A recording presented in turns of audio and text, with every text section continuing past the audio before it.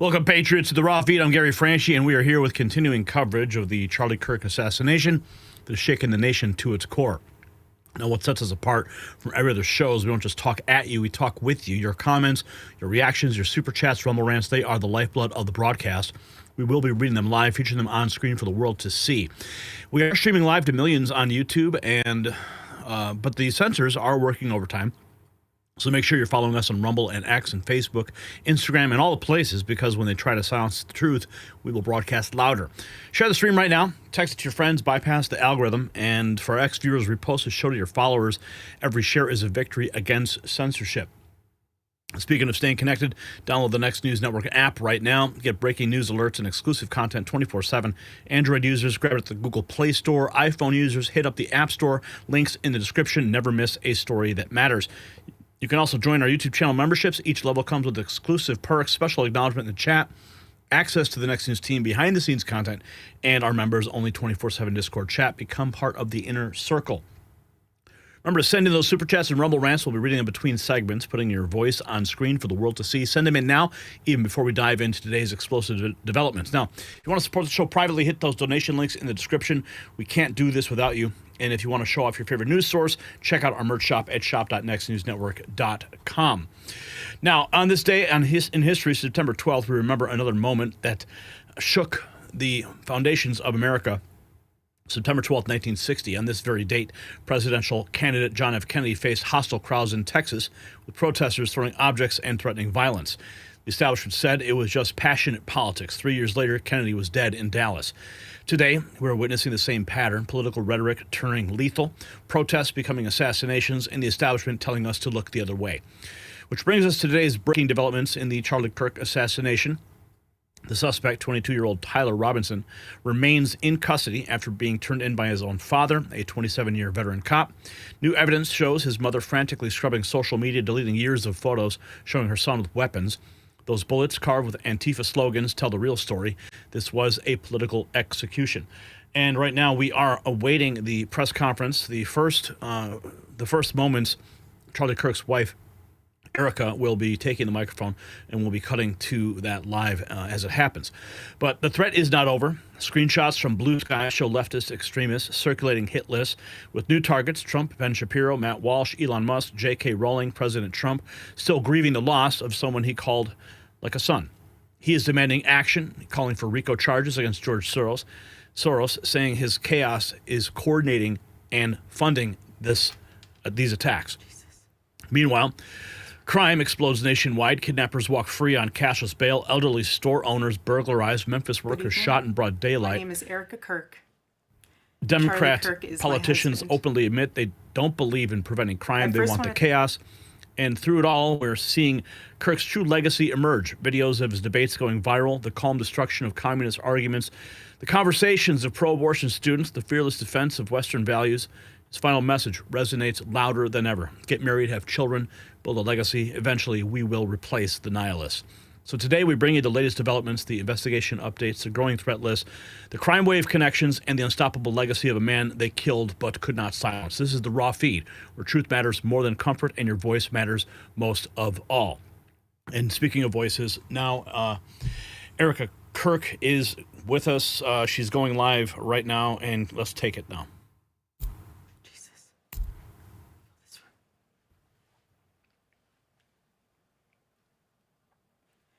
Good evening.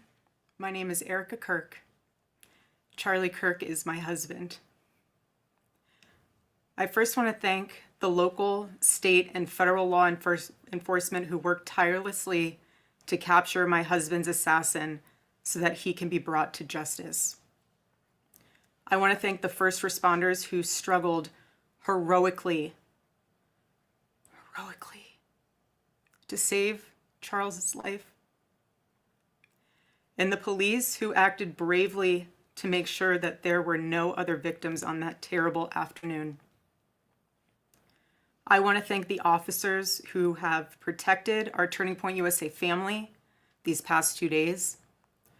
And I want to thank the Turning Point USA board, the COO, Justin Strife, and my husband's chief of staff, the amazing Mikey McCoy, for all their work in these terrible days to be the stability for our family and for the wider Turning Point USA family as well. My heart is with every one of my husband's employees who lost a friend and a mentor. I want to thank the staffers of his amazing Charlie Kirk show, who helped him broadcast from this studio, this chair. Every day he loved it.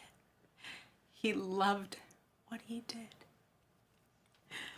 I want to thank the millions of people who have shown their love for Charlie here in Phoenix, across America, and worldwide. I want to thank my husband's dear friend, Vice President Vance, and his phenomenal wife, Usha, for their love and support. You guys honored my husband so well bringing him home. You both are tremendous. I want to thank President Trump and his incredible family for the same.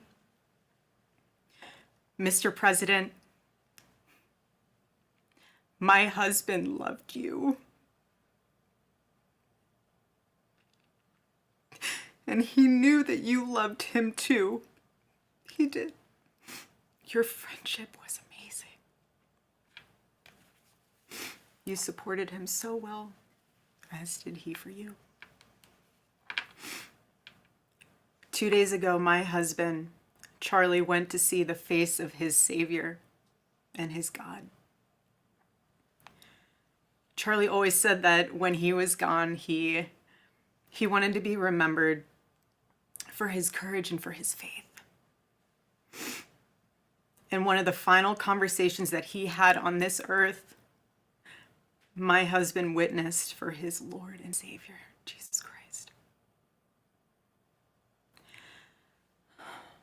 Now and for all eternity, he will stand at his Savior's side, wearing the glorious crown of a martyr. Charlie loved life. He loved his life. He loved America. He loved nature, which helped him always bring him closer to God. He loved the Chicago Cubs. And my goodness, did he love the Oregon Ducks.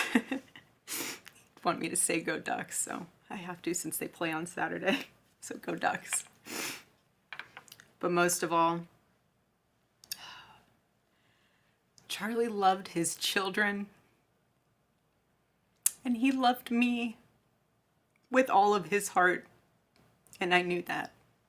Every day I knew that. He made sure I knew that every day. Every day he would ask me, how can I serve you better? How can I be a better husband? How can I be a better father? Every day. Every day. Such a good man. He still is a good man. He was the perfect father. He was the perfect husband. Charlie always believed that God's design for marriage and the family was absolutely amazing, and it is. It is, and it was the greatest joy of his life. And over, he would tell all these young people to come and find their future spouse, become wives and husbands and parents. And the reason why is because he wanted you all to experience what he had and still has. He wanted everyone to bring heaven into this earth through love and joy that comes from raising a family. It's beautiful. Charlie always said that if he ever ran for office, I know a lot of you asked if he ever was going to, but privately he told me if he ever did run for office that his top priority would be to revive the American family. That was his priority. One of Charlie's favorite Bible verses was Ephesians 5, verse 25. Husbands, love your wives as Christ loved the church and gave himself up for her. My husband laid down his life for me, for our nation, for our children. He showed the ultimate and true covenantal love. I will never, ever have the words to describe the loss that I feel in my heart. I honestly have no idea what any of this means. I know that God does, but I don't. But Charlie, baby, I know you do too. I know you do. So does our Lord. And our world is filled with evil. But our God, you guys, our God is so good. He's so incredibly good. And we know that for those who love God, all things work together for good, for those who are called according to his purpose. Already I have seen the worldwide outpouring of love for my husband. I've heard the testimonies from people my husband inspired to get married, to start families, to seek out a relationship with God. It's the most important one of all.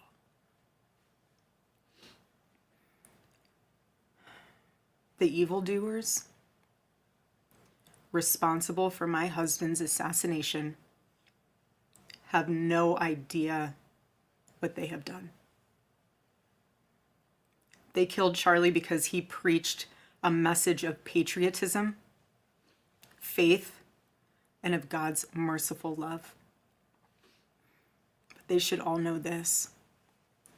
If you thought that my husband's mission was powerful before, you have no idea. You have no idea what you just have unleashed across this entire country and this world. You have no idea. You have no idea the fire that you have ignited within this wife.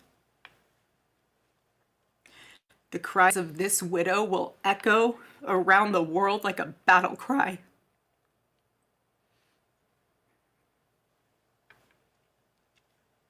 To everyone listening tonight across America, the movement my husband built will not die. It won't. I refuse to let that happen. It will not die.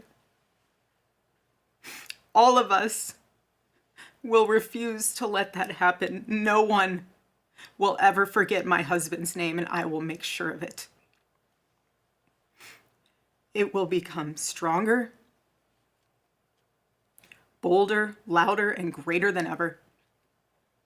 My husband's mission will not end, not even for a moment. And one of Charlie's greatest talents was his ability, this phenomenal ability to choose great people to follow him. He could always find the ones who could handle any setback. And it's almost like he knew. He could see it in you. Even when you couldn't see it in yourself, he just knew. He knew you could handle it. You thought you only had 5% left, and he knew you had 15. He knew you were ready to go that extra mile even when you didn't. He always challenged people around him to work harder and to be better. He never gave up. And I love knowing that one of his mottos was never surrender. So I want to tell you that we'll never surrender. We never will. Ever. Ever. Our campus tour this fall will continue. There will be even more tours in the years to come. America Fest here in Phoenix this December will go on. It will be greater than ever.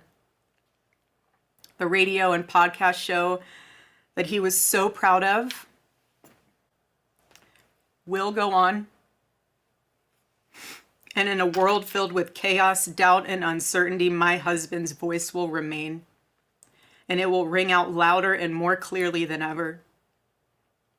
And his wisdom will endure.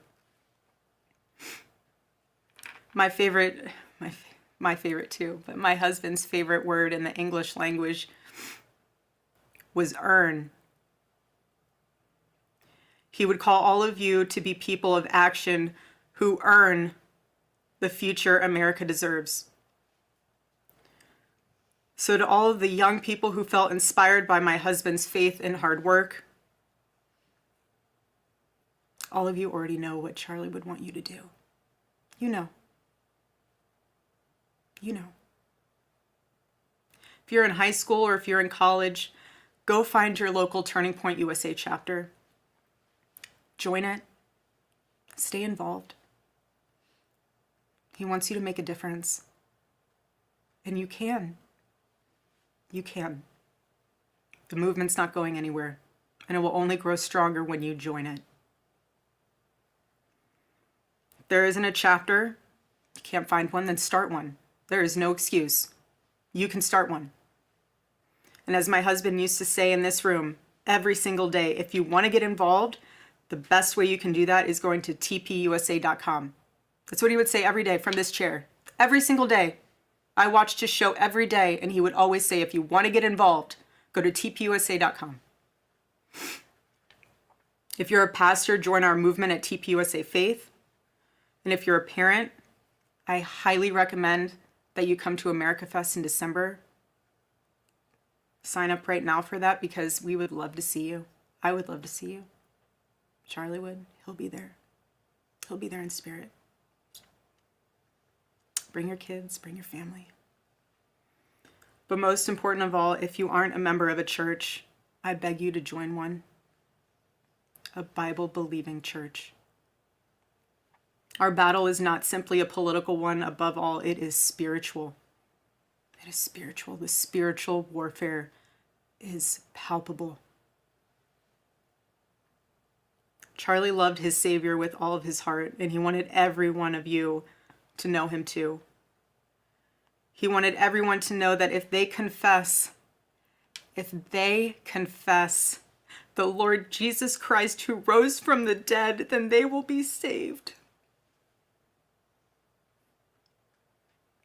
Hear me when I say this, nobody is ever too young to know the gospel. Nobody. Nobody is ever too young to get involved with saving this beautiful country, this country my husband loved and still loves. And nobody is ever too old either. There's no age limit. I know my husband is still here. He's watching over us. I don't remember the last time I slept. I couldn't sleep last night. And Charlie, baby. Charlie, I promise I will never let your legacy die, baby. I won't. I promise I'll make Turning Point USA the biggest thing that this nation has ever seen. I promise. Charlie, I love you. I love you, baby. Rest in the arms of our Lord as he blankets you with the words I know your heart always strived to hear. Well done, my good and faithful servant.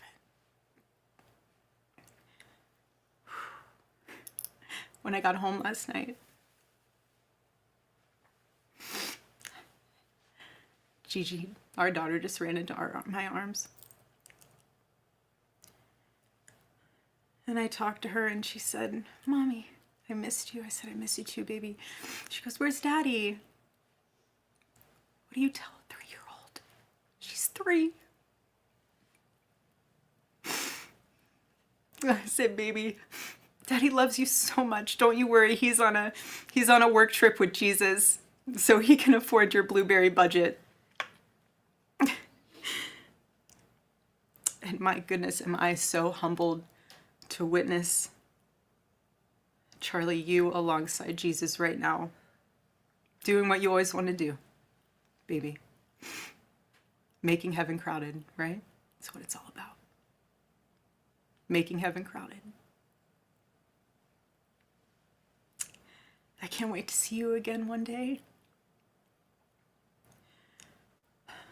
Thank you all again who love my husband, who supported him, who wrote him an email every single day during his radio show. He read all of them. All of them.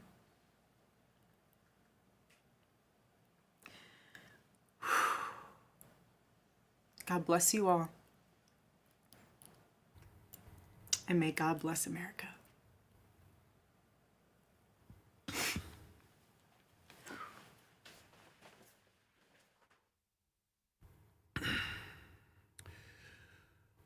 Erica Kirk, right there, first public appearance, first public remarks since the capture of her husband's assassin. This morning, the announcement was made. Beautiful remarks, and I can only think about what she said about when her daughter ran up to her and asked where her daddy was. What do you tell a 3-year-old? Where's Daddy? I was anxiously awaiting to hear her response. And what did she say?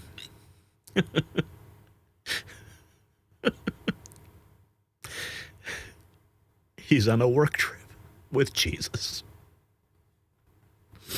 so he could buy your blueberries. And it's funny because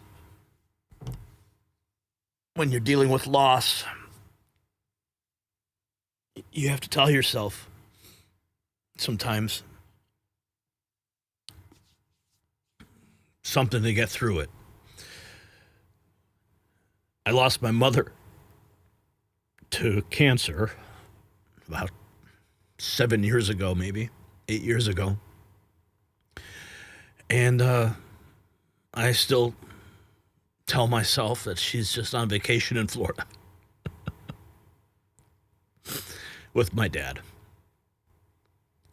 So, hearing those remarks, the wisdom and power that has now been unleashed upon this planet, we still have not even realized it. In the vigils that we've seen so far across the globe, people standing in solidarity, holding candles. They're not burning down buildings. They're not trashing liquor stores or looting a Target. They're standing in silence, in power, in love, in solidarity with a man who had a mission. I only had an opportunity to meet Charlie on a couple of occasions, and I regret not knowing him deeper. I met him at CPAC. He sat down at my news booth, and we interviewed. And he was doing the circuit. We didn't have much time to small talk, but he was there. And it was a moment I will remember. Seeing him at the Schaumburg Maggiano's when I sat at his table at a fundraiser, watching him speak. When I met Bill Montgomery, who plucked him out of a crowd and saw the energy that young man had at the age of 18 and what he could do to a room, and seeing Turning Point grow from that moment. Remarkable. Absolutely remarkable. So, as we sit here and we reflect upon this man, we all have a mission now. We all have a mission because we are now at the turning point of this nation. And his words, his mission will continue through each one of us. His wife, her words, so strong.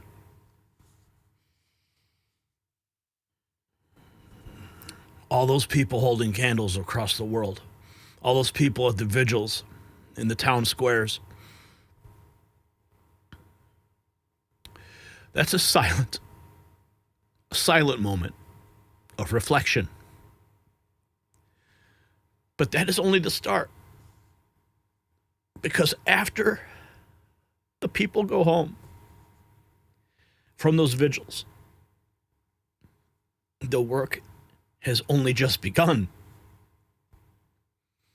So I ask you, because I'm going to go to a vigil this weekend, I ask you to make a connection with somebody there.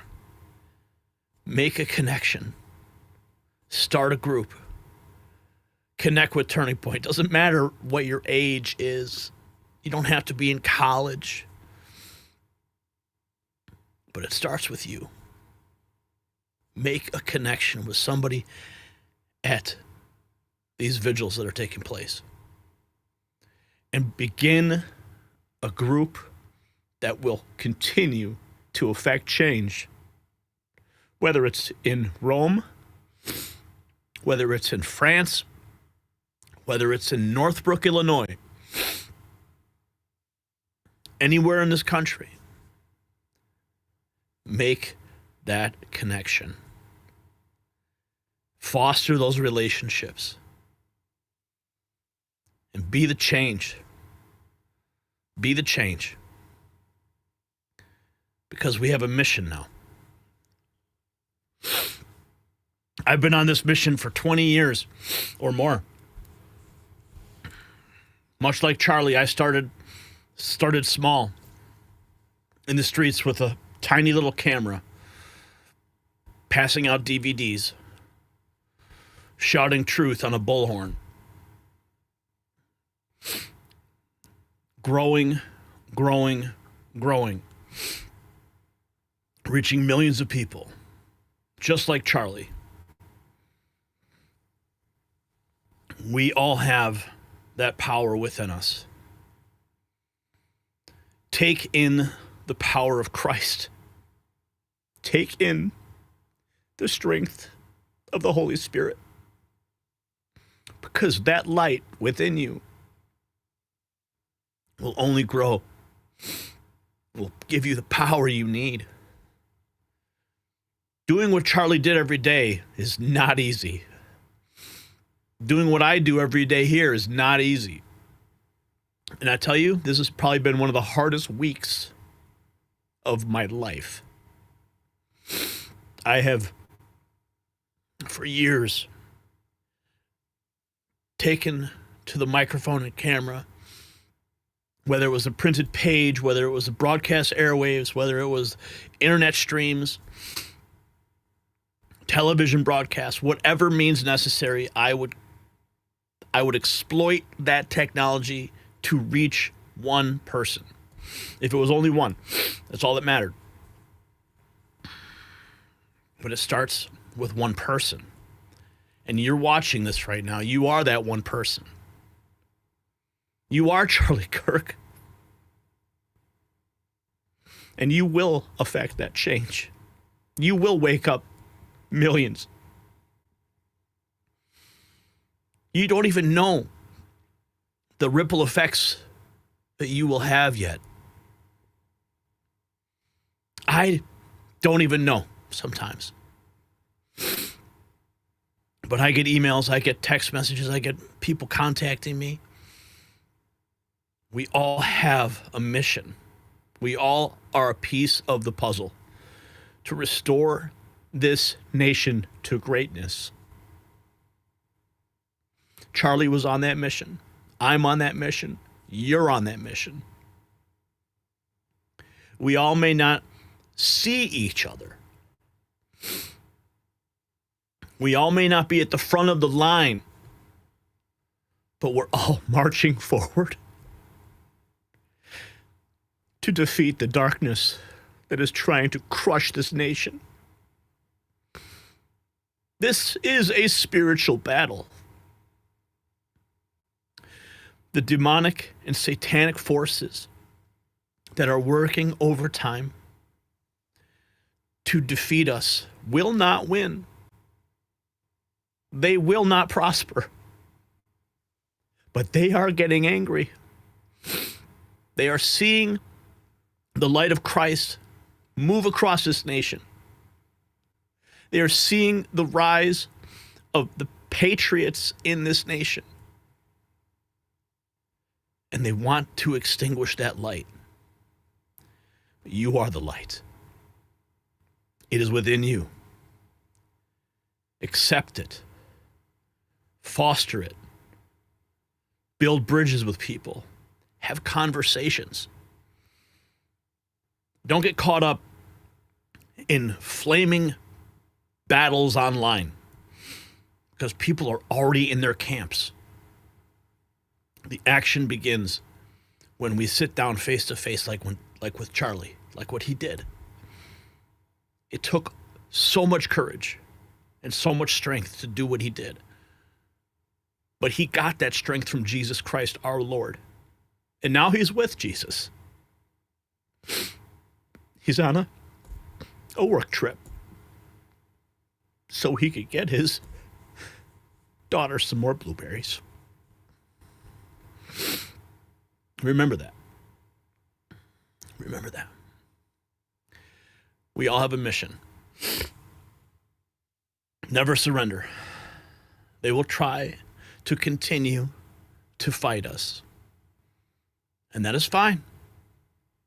But know that we will be victorious in the end. What they have done by taking Charlie away, as Erica just stated, is they have ignited something in this country that they don't even realize yet. All those people at those vigils have only just begun to fight. And with that, I just want to say, God bless America. God bless the Kirk family. God bless Turning Point. God bless Charlie Kirk. And God bless you.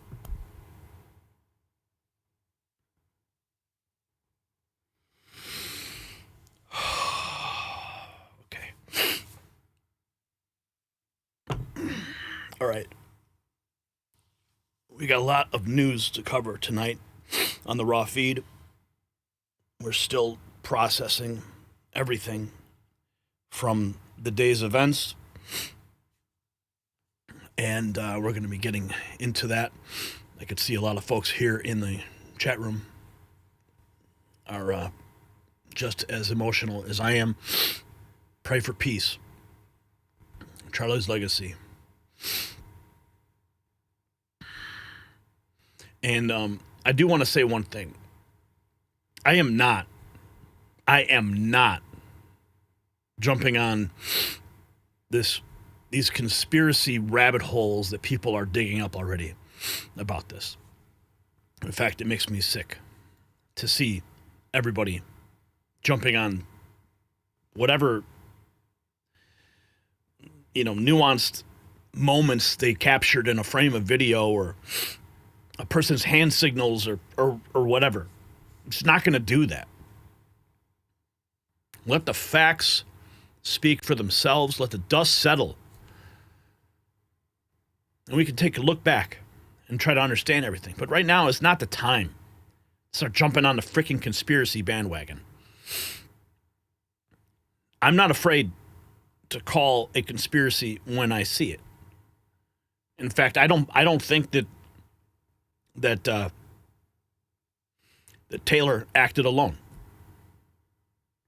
I think he probably did have help. But we won't know. We will not know until all the facts are in. So let's just make sure we don't jump to conclusions too soon.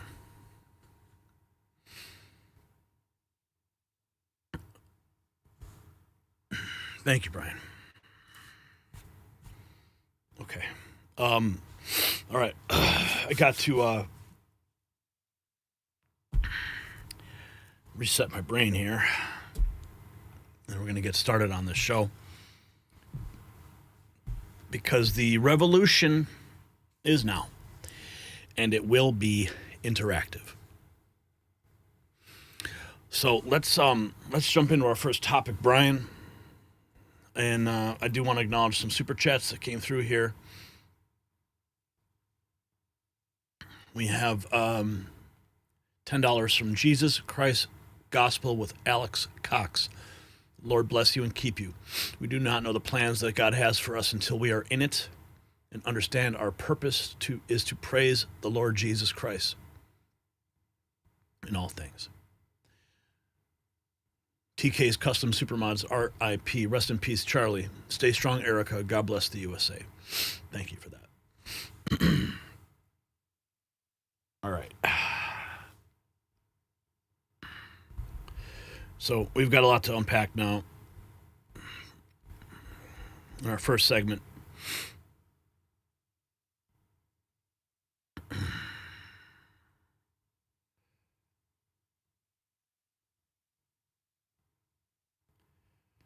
right.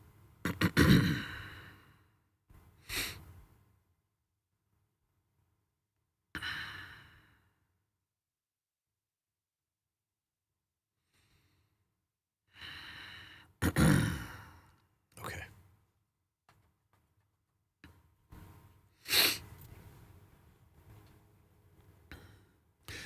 The father who raised him had to turn him in. Think about that for a second. A 27-year veteran cop, badge on his chest, had to handcuff his own son for murder. Not just any murder. The assassination of Charlie Kirk. Tyler Robinson, 22 years old, confessed to his dad. His dad chose duty over blood. The mother? She's frantically deleting Facebook photos showing her kid with guns since he was a boy. And those bullets, well, they weren't just bullets. They were carved with messages of hate. This is not just another crime story. This is about a family destroyed, a movement under attack, and the evidence that will make your blood boil. So keep on watching. But first, a word from our sponsor. Let me ask you something. If you've built up $100,000 or more in investments, do you really want it all riding on the stock market? Think about it. Banks, billionaires, even entire countries are loading up on physical gold and silver. Why? Because when markets swing, real assets hold their value. That's why I want to tell you about Noble Gold Investments. They make it simple to own investment-grade gold and silver, the same kind that big players are buying. You can actually hold it in your hand or put it safely in your retirement account. Now, you've worked hard to build your wealth. Isn't it time you protected it? Noble Gold is family-owned, trusted by thousands, and ranked number one in gold IRAs 4 years in a row. The precious metal specialists are standing by to answer your questions and walk you through every step. Simple, safe, easy. Visit nextnewsgold.com today. That's nextnewsgold.com. It's time to protect what you have built. And the number on the screen, 877-646-5347. We thank Colin and the folks at Noble Gold Investments for supporting this program because it is what allows us to bring you the truth every single day. Now, the news broke earlier today of the assassin, Tyler Robinson, taken into custody by his own father, and word of his entire neighborhood being evacuated. But we were preparing to go live and show you this all on air, but moments ago, police told us that we had to evacuate the area, that they got some type of concerning information basically directly in front of or around the family home. We're not certain what that concerning information is, but there was also a chopper above, and authorities told us that we had to clear the area. So that's why I'm on the phone right now. We're not able to show you this on camera. But the neighborhood where the family lived in is a nice, middle class to upper class neighborhood. And we were preparing to go live and show you. So it's still unclear what exactly triggered that whole thing. Likely, perhaps a bomb threat or something like that. Still unclear.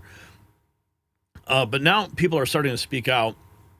One of Tyler Robinson's classmates described him as a weird Reddit kid. Probably now. I went to school with this Tyler Robinson kid. I'll show y'all. That's him right there. Tyler Robinson. I'm not trying to clout chase, make this shit about me, but I'm not gonna say I knew this kid really well. I didn't know him very well at all, but I definitely saw him for 3 straight years in high school. And the best way I could describe him is just like a Reddit kid. I don't know, I feel like if you were in high school around that same time, and even probably now, like 2018, and then like, you know, those kinds of kids, but that's exactly what he was. All I'm gonna say is this is the kind of shit that happens when you spend way too much time online, and all of a sudden your beliefs are all the way this way or all the way this way, and you do some dramatic shit to please these people that are not your friends. This internet shit is seriously no joke. I went to school with this. Okay. How do supporters of Charlie Kirk handle their response to the killer's family? Well, how would Charlie Kirk have handled it? Listen. Wrong. Well, how would Charlie Kirk have handled this? Charlie Kirk would not have gone after those parents who I can assure you are grieving, who are heartbroken. And, you know, as a parent, I could say, what did I do wrong? What didn't I do enough of? How could I have prevented this? So these are parents that are heartbroken, and there should be no place for attacking these parents. You know, certainly not with the mother of the Newtown shooting, Sandy Hook. You know, we should remember that these individuals are people too, and especially given that the father had done the right thing. Remember, there are other parents who actually sent their child away or sent them to a foreign country to avoid, you know, facing the consequences of their actions, and how very difficult that is for a parent to do.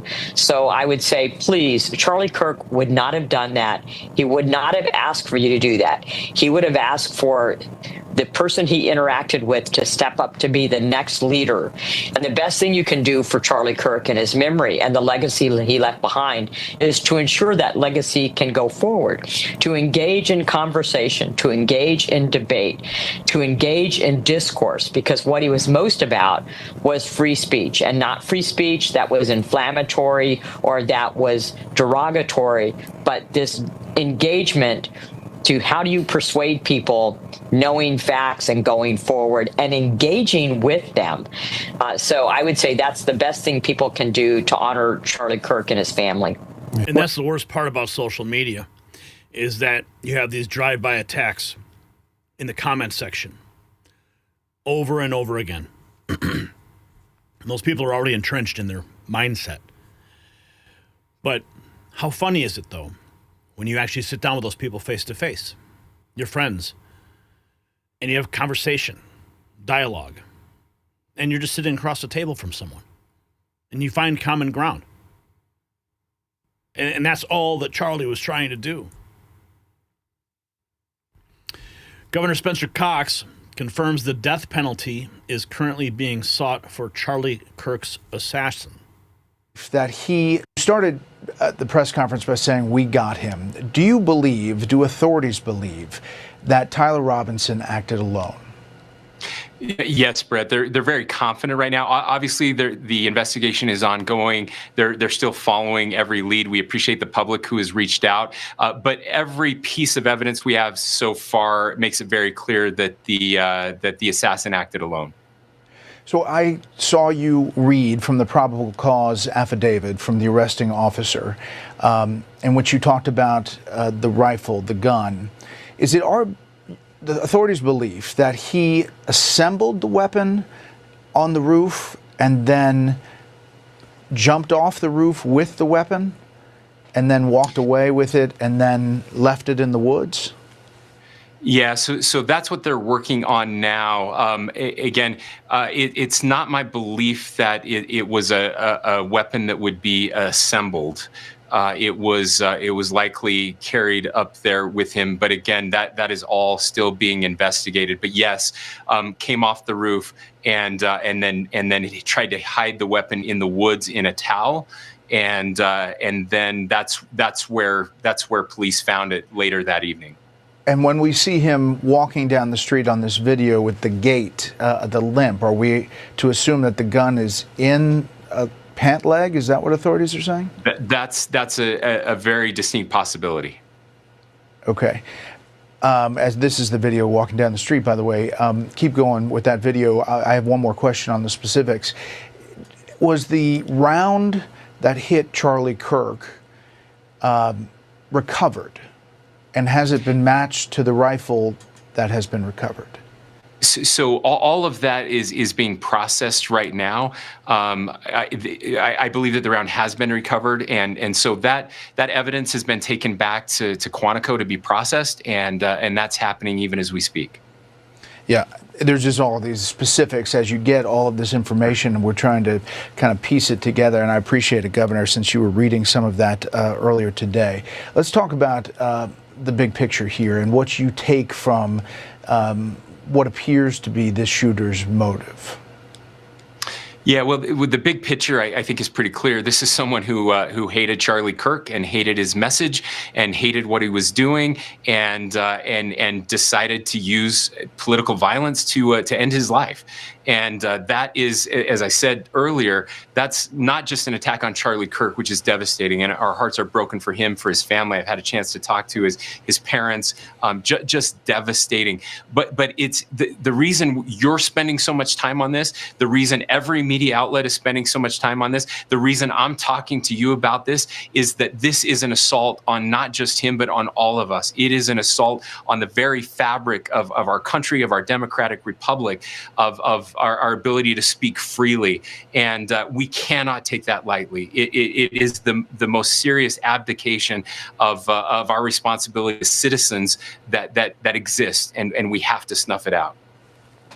You know, you've been on the program before, and we've had you on Common Ground with the Democratic governor, talking about trying to bring the country together. You expressed some of that today at the press conference. It is a tough time, you have to admit, Governor, in the wake of this.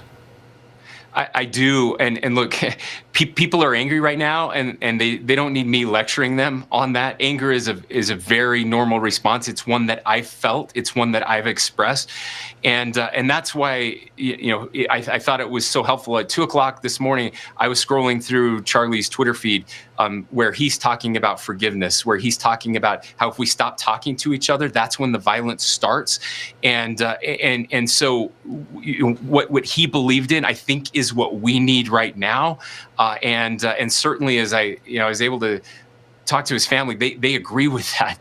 They know that Charlie was about nonviolence. You heard President Trump say that as well, that we all need to embrace nonviolence. The question I always have is what happens next if we become violent because of violence against us. Where does that lead to? And it leads to some very, very dark places. And dark places indeed for the assassin of Charlie Kirk. Here's a Marine sniper, Justin Governale, on Insta explaining the shot. Angle only. What do you think about this Charlie Kirk situation? Do you believe that this individual was a professional shooter, considering your background? I do not believe it was a professionally trained shot, because at no point in my sniper training was I taught to aim for the neck. And a lot of people keep saying, oh, but it's because there was an angle. Angle only necessarily matters, at least from my training, at 30 degrees plus. From 200 yards on a second, third story building, let's call it a third story building, that's still like a 5-10 degree angle. I don't think it would impact. At 300 yards in the Marine Corps, I can literally say, do I want to hit the left nostril or the right nostril, right? At that short of a distance, let's call it 200 yards, it would only make about 1.5 inches high at about 200 yards.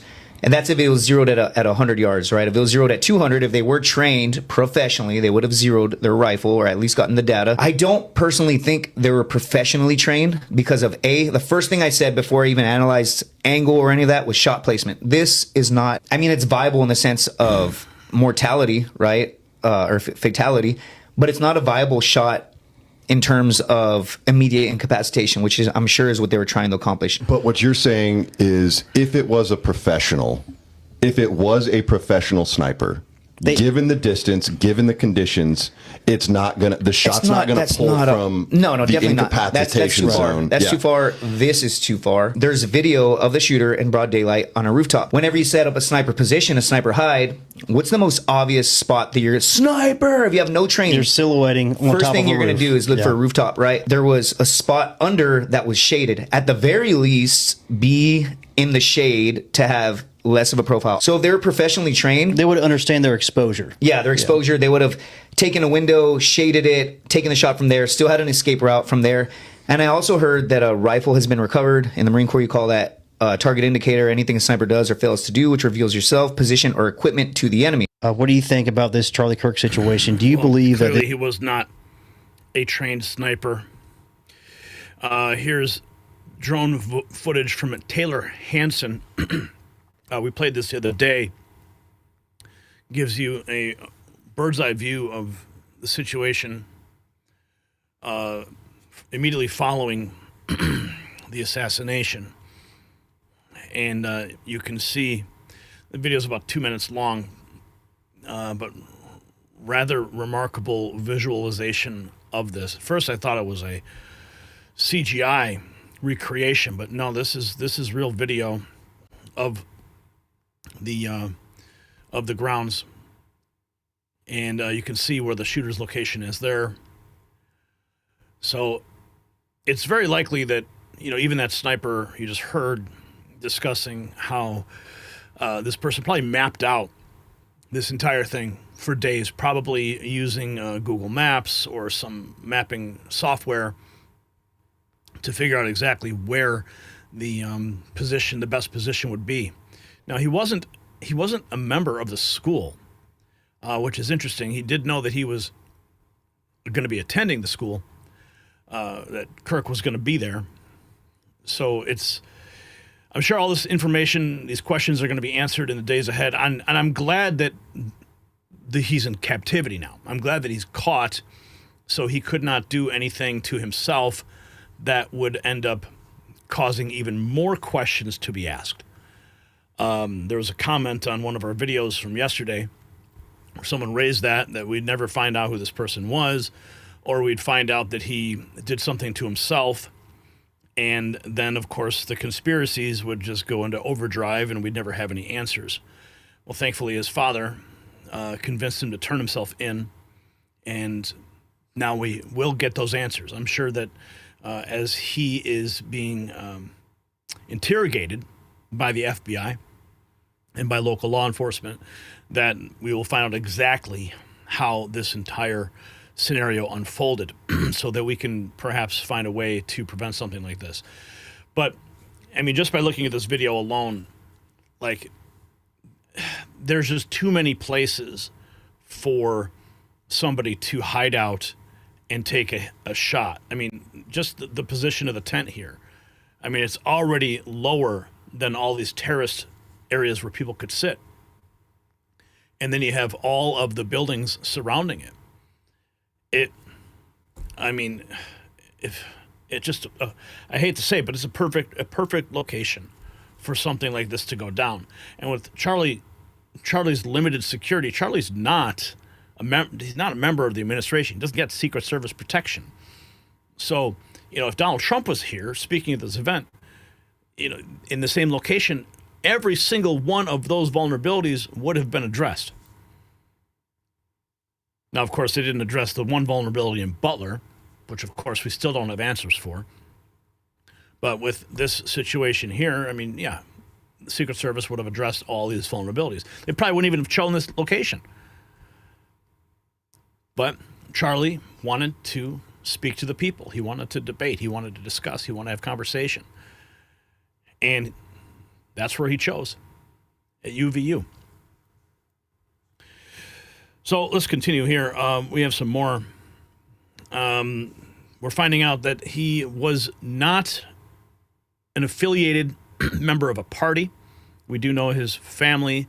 They were Trump-supporting conservative family, that he had veered so far left at some point that it was strange for the family to have someone in their family that had veered so far left.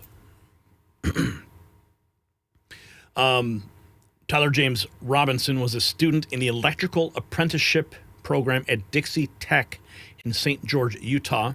The college president sent a text message out to students. This is a screenshot of that text message. Dear students, Please be aware an arrest has been made in the killing of Charlie Kirk. The suspect, Tyler James Robinson, is a student at the Dixie Tech Electrical Apprenticeship Program. And, of course, they tell the students that if they have any questions, that there will be help. Scott Jennings, one of my favorite pundits on CNN, who goes into the Lion's Den every single day there, posted this 4 hours ago, that the man who killed Charlie Kirk is now in custody, thank God, but America is desperate to know why this happened. Our first clue lies in the engravings on the shooter's shell casings. Hey, fascists, catch. Yes, it is time to have this conversation. Let's listen. Whatever the man who murdered Charlie Kirk is now in custody. Tyler Robinson, age 22, of Utah. What does the evidence tell us? Well, he engraved a few things on the bullet casings. Hey, fascists, catch. That's one of them.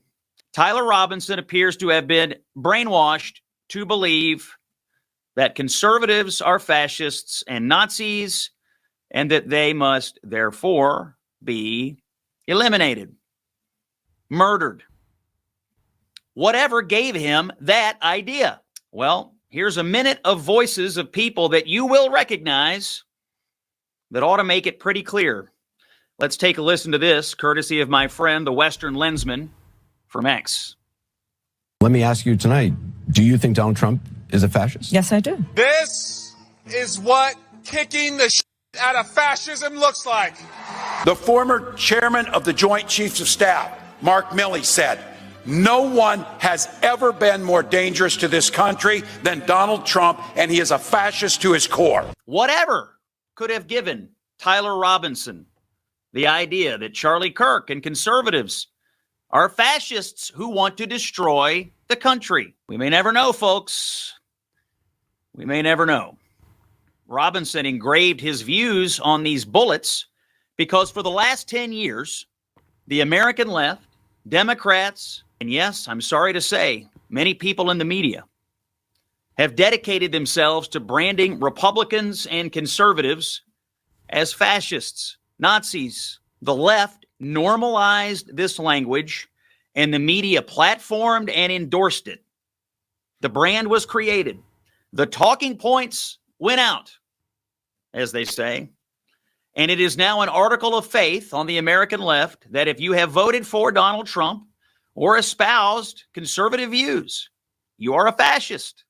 Someone who wants to destroy the Constitution and our country. Every conservative view is met with, well, that's hateful.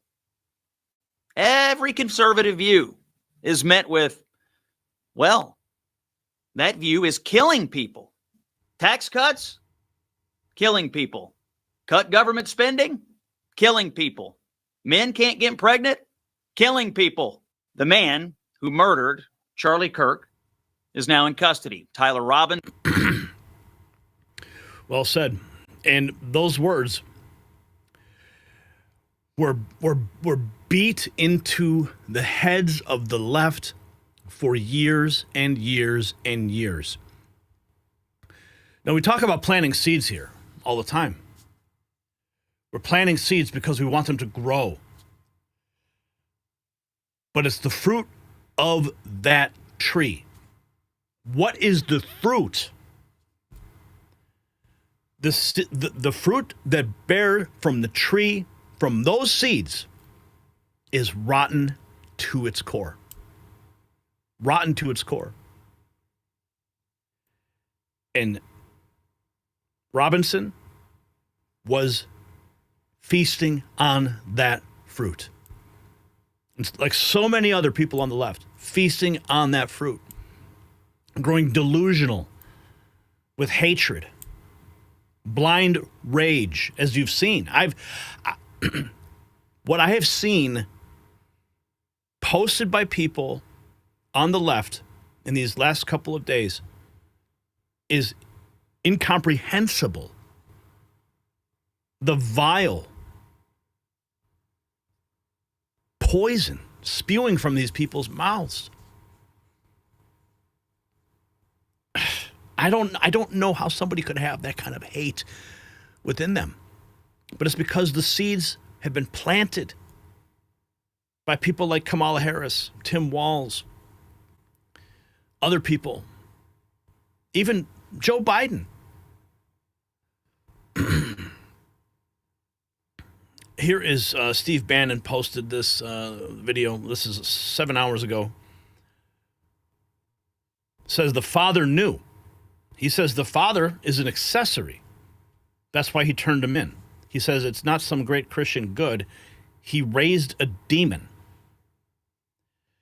Now, I think that might be a little harsh. I think that the father was trying to raise a good conservative.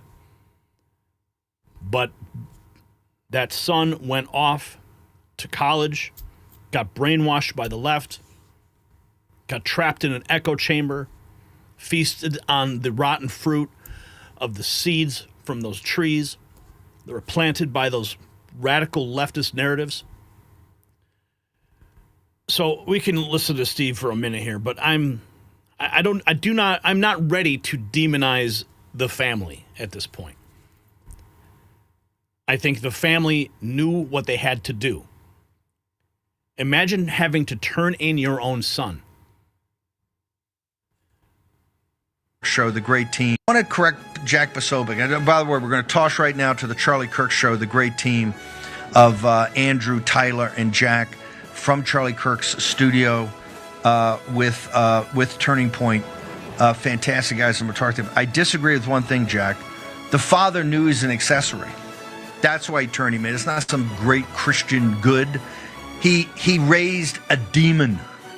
He raised a demon. He knew they were going to. Okay, so I mean, yeah, I mean they are arresting parents for the sins of the children these days. I mean, that has happened.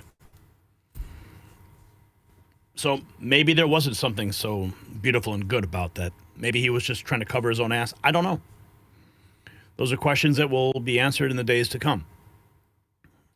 Here is a picture of Erica Kirk raising up what appears to be the cross that Charlie wore.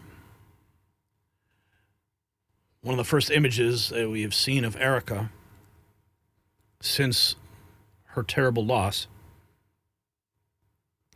And there is a lot of misinformation floating around, so be careful what you see. For example, this picture of Tyler Robinson. Now, on the left is the actual picture, but someone went ahead and manipulated it and put a Trump shirt on him. I guess that image was shared, the one on the right, shared by a large X account. And I think they had like several million followers. And then it was just shared all across social media as if it was real so that they could demonize Trump supporters. The affidavit, the probable cause affidavit, was released earlier today. Stephen Crowder posted it. And I went ahead and did an optical character recognition, posted the entire thing.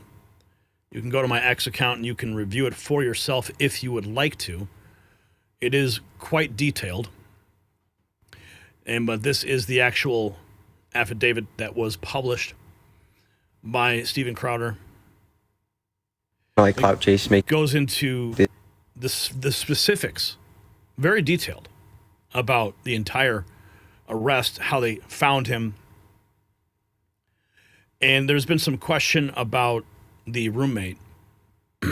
And in the initial press conference that was held this morning, when they talked about Discord messages that were found, it appears as though the roommate. Now, and initially, I thought perhaps the roommate was in on it. That's not the case. The roommate was questioned and then revealed that there was messages from Taylor discussing the gun, the location, and the etchings on the bullets. And that is what the roommate revealed to law enforcement, who allowed them to have access to the Discord's messages. But if you want to read the entire document, it's here on my X account, rather lengthy, but it answers a lot of questions, but still has a lot more. A lot more questions that we have to get answers for. Alex Morrow writing this, that the assassination of Charlie Kirk raises urgent questions not only about campus safety and Antifa threats, but the state of free speech itself. If Charlie Kirk was not safe to peacefully sit and talk on campus, then what is the First Amendment actually worth? We are failing to protect free speech, and that must end now. Free speech is the pressure release valve. If you cannot speak freely, then everything is bottled up. You don't have the ability to express yourself. And that's when bad things happen. The only thing that we have in this country to prevent horrible things from happening is our ability to have dialogue, communication.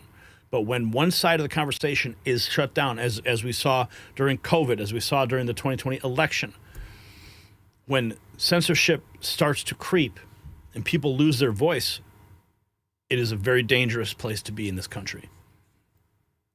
God, the next person who wants to bring, I don't know who the blame falls on. I will tell you, local law enforcement and the university are the first places that come to mind, but it's probably shared. It probably goes beyond that as well. And this person seemed to have a clear shot at Charlie. The person appears to be a young man, but very skinny. I don't think it's a trans person, but according to a report I'm seeing from the Wall Street Journal, that they had some inscriptions on the ammunition that were trans and in Antifa. And I will tell you from firsthand knowledge, because I communicate with Charlie on a daily basis until yesterday, and it's not all dramatic, extended communications like our once-a-week chats on the internet, but we're always corresponding to some degree. And I know there was concern and trepidation about Antifa specifically about this event. I don't think he thought he was going to get assassinated. I don't think he would have shown up if he knew it was that bad. But if we really are a country of the First Amendment, if we really are a country that values free speech and believes in free speech, then Charlie Kirk needs to be safe on campus when he needs to go. And whoever is the brave soul that attempts to follow in Charlie's footsteps and once again reach out to these students who still will be there and they still need to hear this message of American exceptionalism, of Judeo-Christianity, of science, of the glory of America, the glory of God. The next person who wants to bring that message to the campus, they should be assured that they will be safe. Of all of our government waste and all of our government largesse, why is it that we do not protect our First Amendment for those who speak it the most boldly? I don't know. I've got some theory. Well, again, it's an independent event. It's not, I mean, could Charlie have called up President Trump and said, hey, I need additional security here? And would President Trump have offered it? And I'm sure he would have. Tyler Robinson's mother, Amber Jones Robinson, is erasing photos from her Facebook account. And I don't blame her, because the photos do show a family that enjoyed firearms. That is our right. It's our Second Amendment right.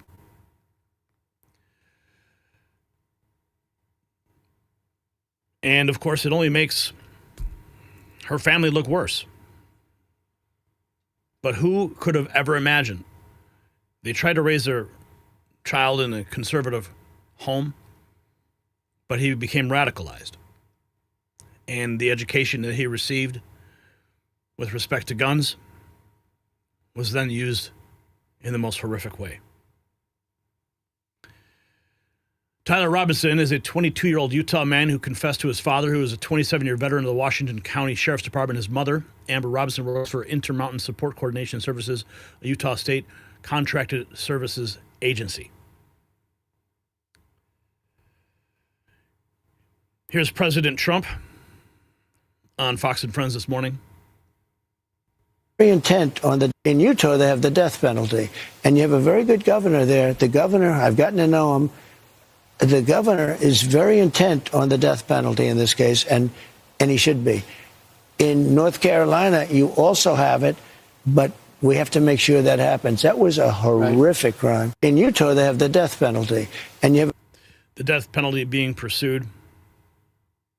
Here's the moment when Governor Cox describes the engravings on the assassin's bullets. We have that the writing on those casings, those bullet casings, and I believe we have that as well. And I will share that with you now. So the area north Campus Drive Road where the suspect crossed over, you saw some of that in the video that we released last night, consists of a grassy area with trees on the edge of the UVU campus. Investigators discovered a bolt-action rifle wrapped in a dark-colored towel. The rifle was determined to be a Mauser Model 98 30-06 caliber bolt-action rifle. The rifle had a scope mounted on top of it. Investigators noted inscriptions that had been engraved on casings found with the rifle. Inscriptions on a fired casing read, "Notices bulges, capital O-W-O, what's this, question mark." Inscriptions on the 3 unfired casings read, "Hey fascist, exclamation point, catch, exclamation point." Up arrow symbol, right arrow and symbol, and 3 down arrow symbols. A second unfired casing read, "Oh Bella Chow, Bella Chow, Bella Chow, Chow Chow." And a third unfired casing read, "If you read this, you are gay, LMAO." So those engravings are all related to anti-fascist remarks. The Bella Ciao song, an anti-fascist song sung during World War II. Obviously, hey fascist, catch. I mean, come on. It's quite clear. Here's President Trump discussing the turning in earlier today. Great, not perfect. Yeah, I think that I don't want to go too far. I'd like to tell you some stories at how it happened, but essentially somebody that was very close to him turned him in. And that happens when you had some of those good shots. Somebody is going to say, whether it's a parent or whatever, I'd rather not say right now. They're going to announce it today, sometime later, probably talk about that. But somebody close to him turned him, they said, whoa. It's interesting where we had very good pictures, but not great, not perfect. And when you look at it, what happened is somebody, and this happens a lot. It happened with the crazy Boston bomber. It happened with others. Somebody that's close recognizes even a little tilt of the head, which nobody else would do. And somebody that was very close to him said, that's him. And essentially went to the father, went to a U.S. Marshal, who was fantastic, by the way. And the person was involved with law enforcement, but was a person of faith, a minister.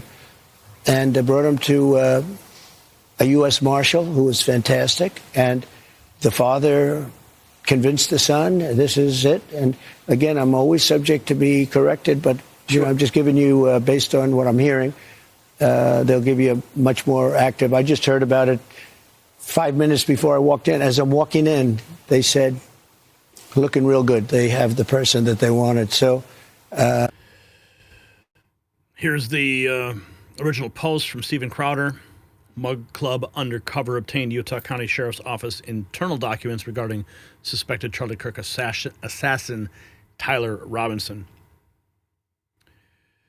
So all this news breaking today, and the story is not over. But all I can say is pray, pray, pray. Donald Trump said fight, fight, fight. But in this moment, I think it's time that we just pray. If you got value from this report, tap subscribe. My final thought is next. So why does this matter? It matters because we're watching the death of free speech in real time. Charlie Kirk spoke truth, and they killed him for it. A father who had to turn in his own son.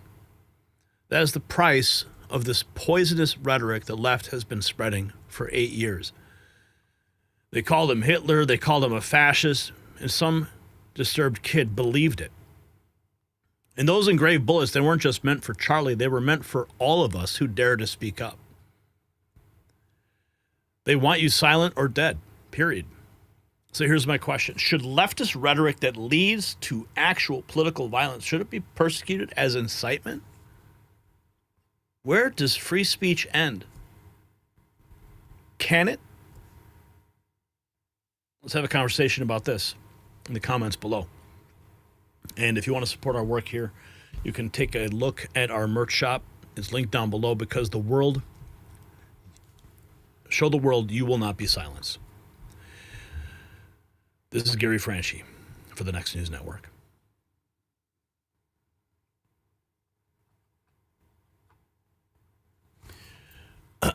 All right. We fight with prayer. The Bible is our sword. To have peace, we must first forgive. We must bring back mental institutions. Stop letting the media call us far right. Yuri Bezmenov explains leftist tactics for brainwashing. Thank you, Jesus Freak. The Mauer 1898 is basically a one-piece rifle that requires a gunsmith or armorer to break down. Alfred, thank you, Brother Gary, and your family and team members. Praise Yeshua for you guys. Amen. There was another super chat that came through, I think, here from Rocky Road. $9.99. Rest in peace, Charlie. Your message will go forward. Miss Podad Kenny, God bless Gary, Angie, Brian, Todd, Thomas, Brett, and everyone there at N3. Thank you for that. Okay, we're going to move into our next topic, because there's more news to get to on this. And later in the show, we're going to feature some of Charlie Kirk's greatest hits. The greatest hits of Charlie Kirk. Should be great.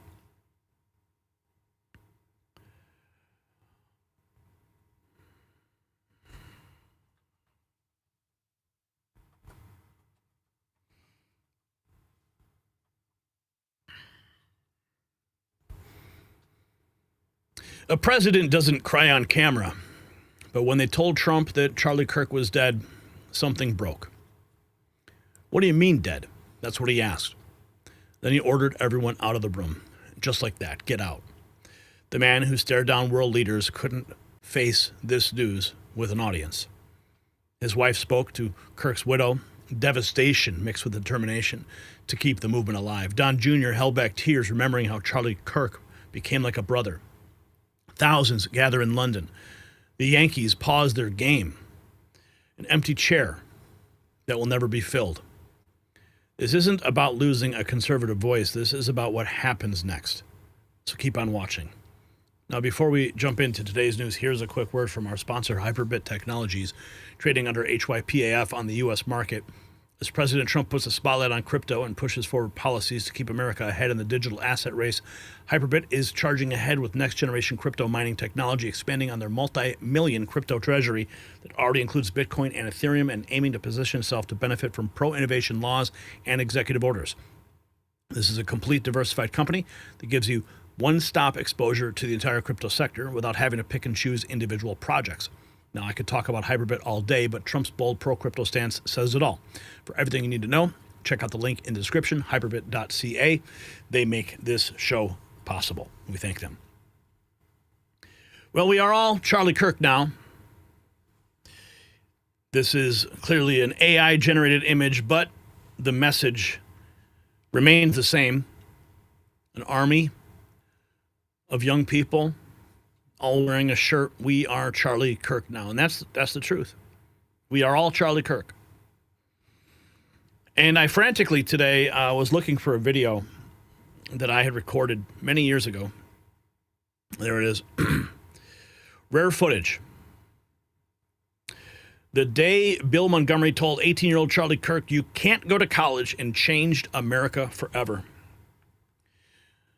Recorded outside Trump Tower in 2019, Bill reveals how 400 sleeping students woke up in 20 seconds when Charlie spoke. They started in a 2-car garage, built a movement that reached millions. Now they're both gone. Bill died in 2020 because of complications from COVID. And Charlie, of course, was assassinated on Wednesday. Here's a brief reflection on the origin story of Charlie Kirk. Interesting. What you guys don't know is this is Bill Montgomery. You guys know Turning Point? I know you guys know Turning Point. They're doing remarkable work out there on the campuses. This guy is the co-founder. Co-founder, right? Co-founder. Wow. So I met him when he was 18 years old. Who, Charlie? Charlie. Yeah. He was speaking at Benedictine University, and there was a demonstration put on by the former Attorney General of Illinois to demonstrate to 400 high school students the difference between Tea Party people and Occupy Wall Street people. And what was interesting, they put on mock demonstrations, had 3 speakers from each group speak, and really interesting, the kids were bored silly. So, as the 7th speaker was walking up to the podium, I looked at the clock and I said, I hope it isn't going to be a long speech. I turned around and I watched 400 kids going from falling to sleep to wide awake. And so afterwards, I looked at the clock, not afterwards, but I looked at the clock and it was only about 20 seconds it took for him to make these kids wide awake. I was so impressed with his message and the way he did it that I went down to him afterwards and I said, Charlie Kirk, you don't know me, but you can't go to college. He was 18 years old. He was going to go to Baylor. I said, you've got to start an organization to reach out to young people in this country. And for the next 2.5 years, he and I traveled all over the country. And because he was 18, couldn't rent a car, couldn't get into a hotel. And after 2.5 years, my wife said to me, well, I got my husband back. But it was the most fun and exciting time of my life to know that this country was going to be saved. Well, what's exciting too about Turning Point is that, I'm local. I'm a local guy, Chicago guy, and you guys started in Lamont. So I have family ties in Lamont. So, and to know the impact you're having is a testimony to the impact that you guys started in a small house. And a 2-car garage. A 2-car garage. Right. That's the American story. You have a dream, you get something done, and now you guys are reaching millions and millions of people. And you're having a massive impact on the youth of America, and that's what matters. And we just saw the president speak. It was an amazing speech, so much to digest. I'm still trying to process it all, but there will be more. So. There will be. It's an exciting time, and we are going to turn Illinois red. Amen. You heard it here first, folks. Bill Montgomery passed away July 28th. What you guys don't know is 2020. And I had a rare opportunity to sit down with him several times, have lunch. And I was actually working with him. And then COVID hit and he passed away. And I was never able to continue the work that we had began after I met him. Apparently he saw something in me too. Well, here we are, millions of subscribers later. 4 hours ago, Rapid Response 47 posted this. This week hit hard, Patriots, but Charlie Kirk's fight for America lives on in us. We will rise fiercer than ever for America first. God bless you and God bless America. Have a great weekend. Ivanka Trump making a rare media appearance. We have not heard from her in quite some time. Of course, reflecting on Charlie. Let's listen. And it's unconscionable. I mean, what transpired and very personal. I've known Charlie for approaching a decade now, and he was a good man, highly principled, and he was a champion for debate and dialogue and free speech, the cornerstone of democracy. And he was silenced for being so persuasive, ultimately. And I think he represents the kind of politics we should aspire to, where you're not afraid of people who disagree with you. In fact, you welcome them into conversation and debate. And you're not afraid to have your opinions changed when a better argument is put to you. Once we stop talking to one another, it all breaks down. And once we're afraid of somebody's ability to speak, and Charlie was one of the best. I mean, his tongue, his brain, that was his sword. So it's It's heartbreaking, and obviously, like the rest of this country, my heart is with his beloved wife, Erica. He loved her so much, and his beautiful children. So it's unconscionable. Unconscionable, indeed. This was the scene outside of Turning Point's headquarters. A young man arrives at Turning Point USA headquarters playing the bagpipes at the memorial.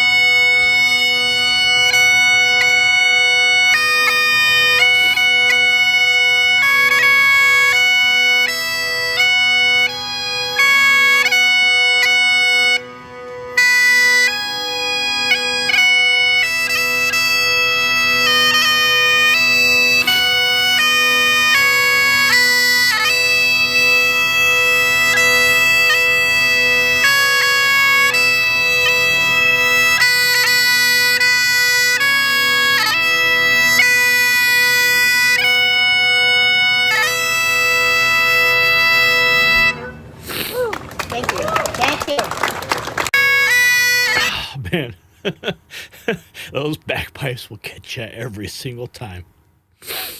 Every single time.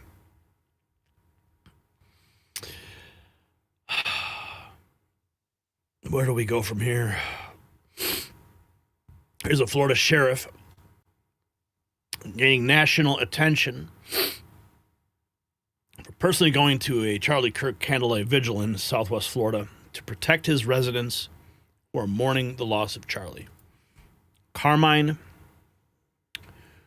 Marceno. Republican. I'm very thankful for my family members as you look around, because peacefully gathering and safety and security is number one. I sit back and think about yesterday's events, and it sickens me.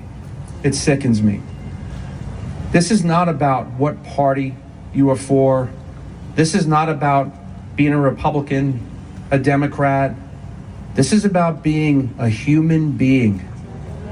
This is about a life, human life, and how much evil there is in the world that we combat every single day. There's no place and no room for that violence, not in politics, not in anywhere. I sit here with a heavy heart, I look around and I say, you know what?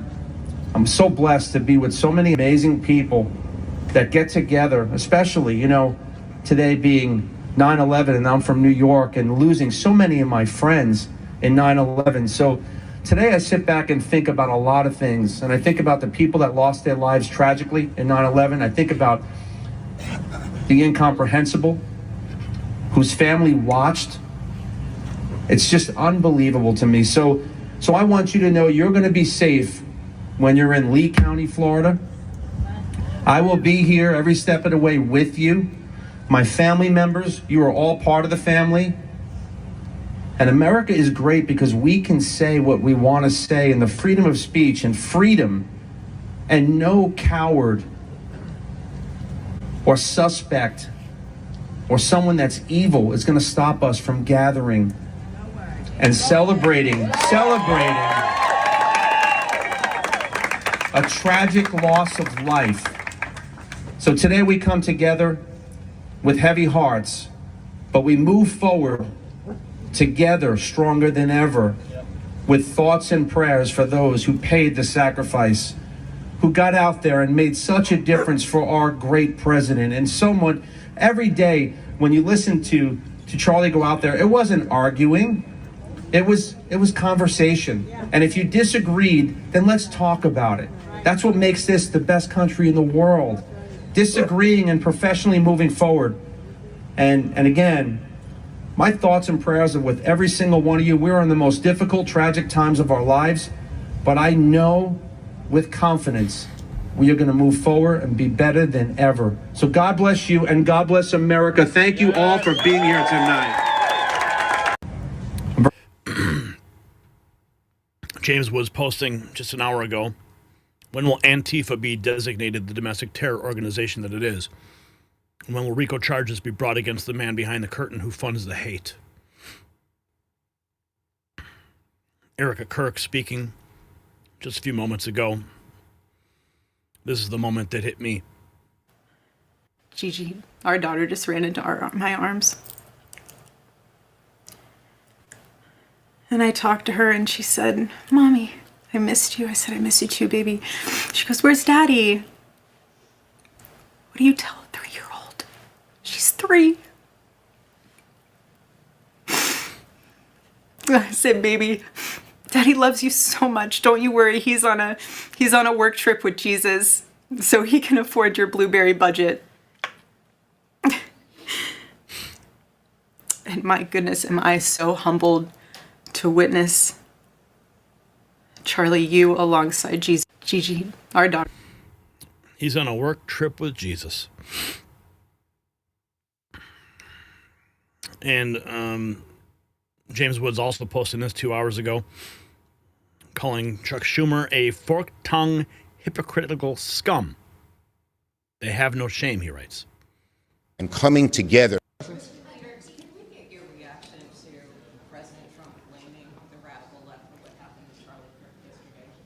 Well, look. The question was, what's your reaction to President Trump blaming the radical left? The bottom line is this is a time that all Americans should come together and feel and mourn what happened. Violence, which affects so many different people of so many different political persuasions, is an affliction of America. And coming together is what we ought to be doing, not pointing fingers of blame. This moment requires leadership that brings the American people together as opposed to trying to further divide us. Political violence in any form against any American is unacceptable, should be denounced by everyone, and moving forward, we have to figure out a better way to come together, not as Democrats or Republicans, but as Americans. Yeah, I don't believe a word they're saying at all. It's because it's their rhetoric that has given birth to this. Here we have, based in Portland, Charlie, we can't sleep. We got this from here. 2 women wearing shirts that were reminiscent of what Charlie was wearing, holding a Bible in front of a cross. Christ is King. Amen. Here's the Polish Parliament holding a moment of silence for Charlie Kirk.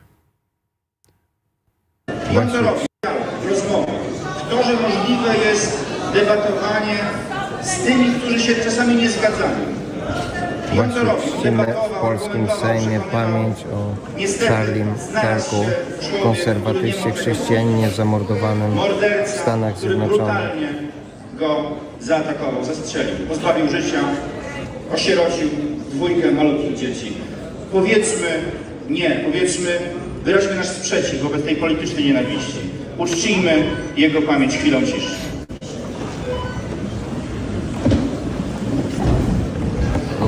Wieczną pożegnać Panie, a światłość wiekuista niech nam świeci. I odpoczywa w pokoju wiecznym. Amen. Uczciliśmy pamięć w polskim Sejmie świętej pamięci. Wow. And if you recall, the EU Parliament decided they wouldn't do anything. Oh, did you hear about this? These vigils are happening all over the country, all over the world. Michigan Forward posting this 3 hours ago. A team member ordered and paid for a poster to be printed at Office Depot so we could bring it to a vigil for Charlie Kirk in Michigan tonight. When he arrived to pick it up 4 hours later, the employee said they refused to print it, calling their poster propaganda. Propaganda, unfortunately. Thank you. So, we came in for an order earlier to print a poster for a vigil tonight. Yeah, so for somebody that passed. Propaganda. It's not it's propaganda. I'm sorry. We don't put that here. Alrighty. So, what's your name? Beryl. I'm print supervisor. I'm one of the managers. Yes. So, unfortunately, we do so not they print. say they don't print political propaganda. So this is somebody that passed away a couple years ago. That's political propaganda, unfortunately. I'm sorry. So this is for a prayer tonight, for a prayer vigil? It's still propaganda, unfortunately. What makes it propaganda? Because he's a political figure, and I don't have to. Our general manager is going to be in on Monday. If you want to speak further on Our manager's going to be in on Monday. You are welcome to return. Thank you. So we came in for an order earlier for to print a disgraceful. Absolutely disgraceful. Here's a moment. Crowds break into Amazing Grace in central London in honor of Charlie Kirk.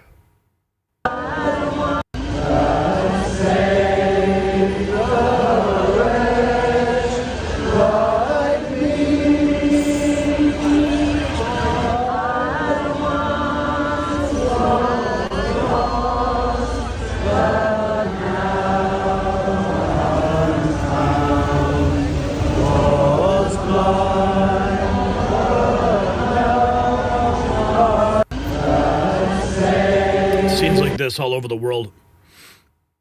This was yesterday. I thought this was a beautiful moment. South 1555 Phoenix Square, wind 2409, runway 26 to the left. Clear line 26, Southwest 1555. Welcome home, Charlie. You didn't deserve it. May God bless your family. His casket in Air Force Two, taxiing, and air traffic controllers welcoming him home. Another beautiful moment. So many of these types of moments, like here. Look at this. The aftermath of George Floyd versus Charlie Kirk. That is just one of the many scenes we saw unfold after George Floyd's death. And here is a scene after Charlie Kirk's assassination. One, a scene of chaos, destruction, and fire. The other one, acts of solidarity and candles in silent memory. Yes, we are not the same. Country rock singer Hardy gave a shout out to Charlie Kirk at his concert and thanked him for everything he did for our country. A lot of what life is. Obviously, yesterday we saw a very tragic loss, what I consider an extremely tragic loss, because we have somebody that is exercising a lot of their human rights, also known as freedom of speech, who got brutally murdered in front of 10,000 people. And I think it's fucking bullshit, and I think our country's in a fucking mess.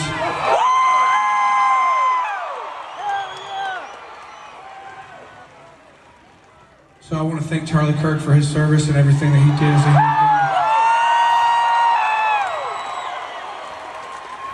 being. Charlie Kirk getting shout-outs from the stage.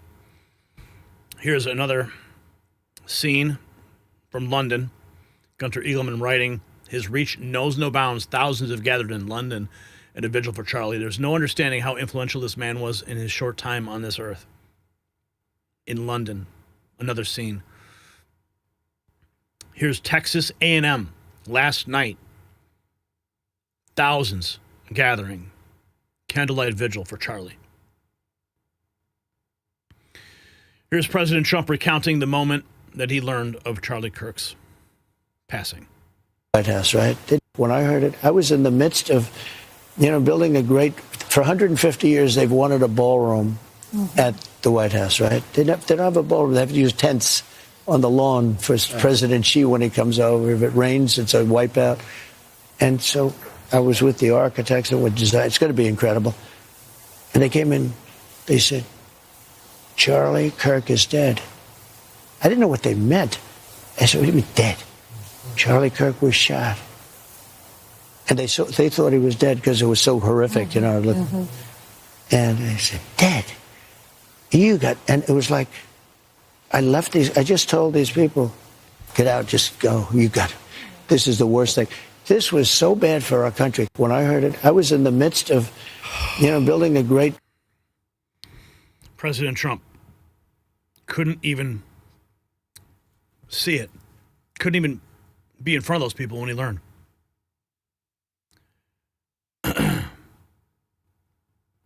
Of course, we heard people talking about what happened at TMZ, laughing, and they've come out and said they weren't laughing, but this person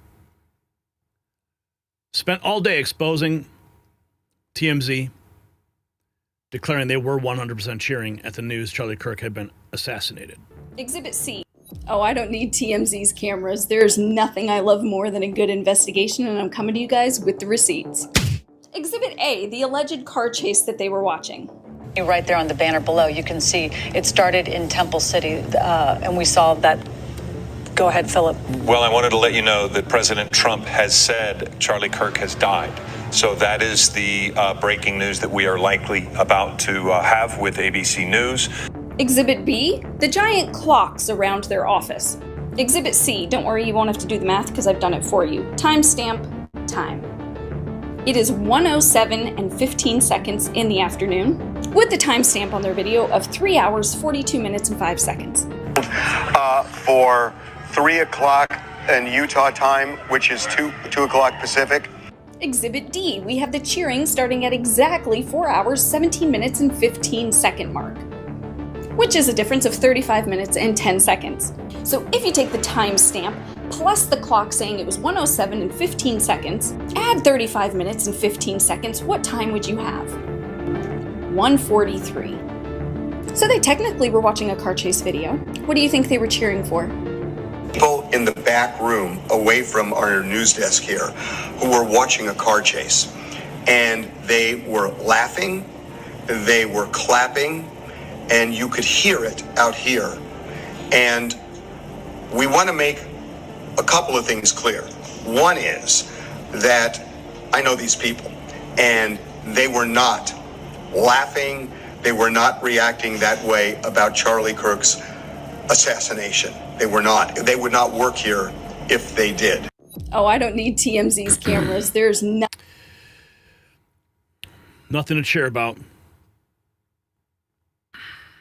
Nothing to cheer about at all. Donald Trump Jr. holding back tears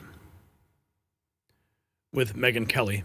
Mentioned that this morning in a 9/11 remember. Let me ask you about your dad, because he said he's going to speak with, I think, the family, Erica, I think, later today. He's mentioned that this morning in a 9/11 remembrance event, and also announced that he's going to award Charlie the Presidential Medal of Freedom posthumously. He also ordered the staff, the flags to go at half staff, which is very unusual for a private citizen. Can you talk about what Charlie meant to your dad? A lot. I mean, I think, Charlie single-handedly, other than my father, I guess, would have been the single-handed most important player of the last election cycle, and probably, frankly, 2020 as well. I mean, the gains were being made, but I mean, I think he single-handedly won Arizona for us, probably Michigan, probably Wisconsin as well. Moved, the youth vote 20-plus points. And again, that's not just youth vote to 18-year-olds. This is the 18 to 29 people who could actually vote. So significantly. I mean, especially the male. I mean, the male vote, like a 40-point swing towards common sense and American values and decency. And what were the things that they hated Charlie for speaking about? I mean, for loving God, your country. As you pointed out in your monologue, sort of men can't be women. I mean, this isn't exactly rocket science or anything that's all that controversial. He was just willing to say those things that were verboten for so many people for so long. He made it okay for them. So for my father, he meant a lot. I spoke to I don't know for sure, but I think, sort of unbeknownst to me, I think, my father was calling me, and I had just heard, from Charlie's team that was on the ground when it passed. So I think he may have heard it directly, sort of from me first. And he called me back later on that evening, and we're just, talking about it and how much he meant to my father and how good a fighter he was. And my father truly recognized his genius and his excellence, his work ethic, everything. It was amazing. Let me ask you about your dad, because he said he's going to. Well, these scenes we were watching across the world unfold are going to be repeated. We are all Charlie Kirk. Oh. They wanted to silence him because they couldn't win in the battlefield of ideas. We're all Charlie Kirk now. I am Charlie Kirk. I am Charlie Kirk. I am Charlie Kirk. I am Charlie Kirk. I am Charlie Kirk. I am Charlie Kirk. I am Charlie Kirk. I am Charlie Kirk. I am Charlie Kirk. We are Charlie. I am Charlie. I am Charlie Kirk. I am Charlie Kirk. I am Charlie Kirk. I am Charlie Kirk. I am Charlie Kirk. I am Charlie Kirk. I am Charlie Kirk. I'm Charlie Kirk. I am Charlie Kirk. I am Charlie Kirk. I am Charlie Kirk. I am Charlie Kirk. I am Charlie Kirk. I am Charlie Kirk. I am Charlie Kirk. I am Charlie Kirk. I am Charlie Kirk. I am Charlie Kirk. I am Charlie Kirk. Rest in peace, Charlie. We'll take it from here. And I am Charlie Kirk. If you got value from this report, tap subscribe. My final thought is next. So this is what real leadership looks like in the face of tragedy. Trump didn't hide his grief. He showed America that Charlie Kirk mattered. When a president calls someone like a son, when Don Jr. can't hold back tears, when thousands cross an ocean to mourn. That's not politics, that's love. That's impact. Charlie touched millions of young lives, led them to faith, and gave them purpose. The left celebrates his death, while children who saw him as a father figure wept. Big tech censored those, exposing the grave dancers while letting the hate flow freely. A Secret Service agent blaming Charlie for his own murder and not only got suspended, but fired. This is the moral rot that we're facing. So here's my question. Should government employees who celebrate political assassinations be permanently banned from public service? Drop a yes or a no. Let me know in the comments. And if you want to support our mission here, you can go to our merch shop at get some Next News gear. Linked in the description. Stand proud and stand strong.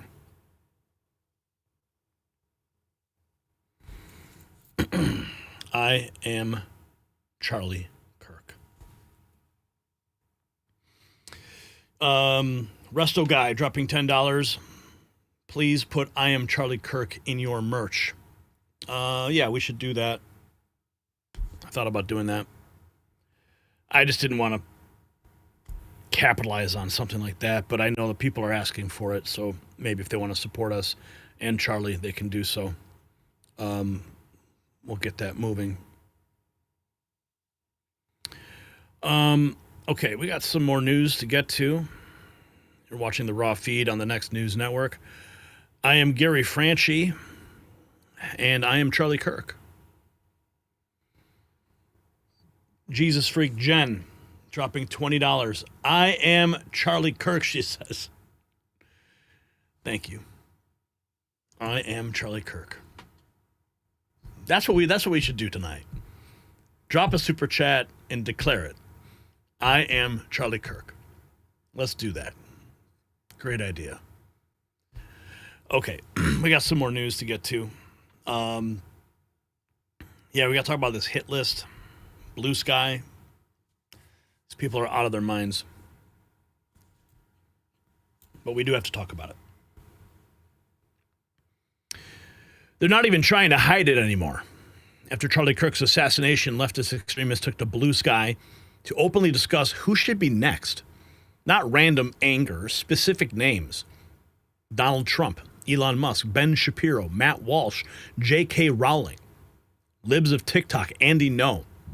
Screenshots show users asking who's next and naming targets. This is what 8 years of Hitler rhetoric gets you.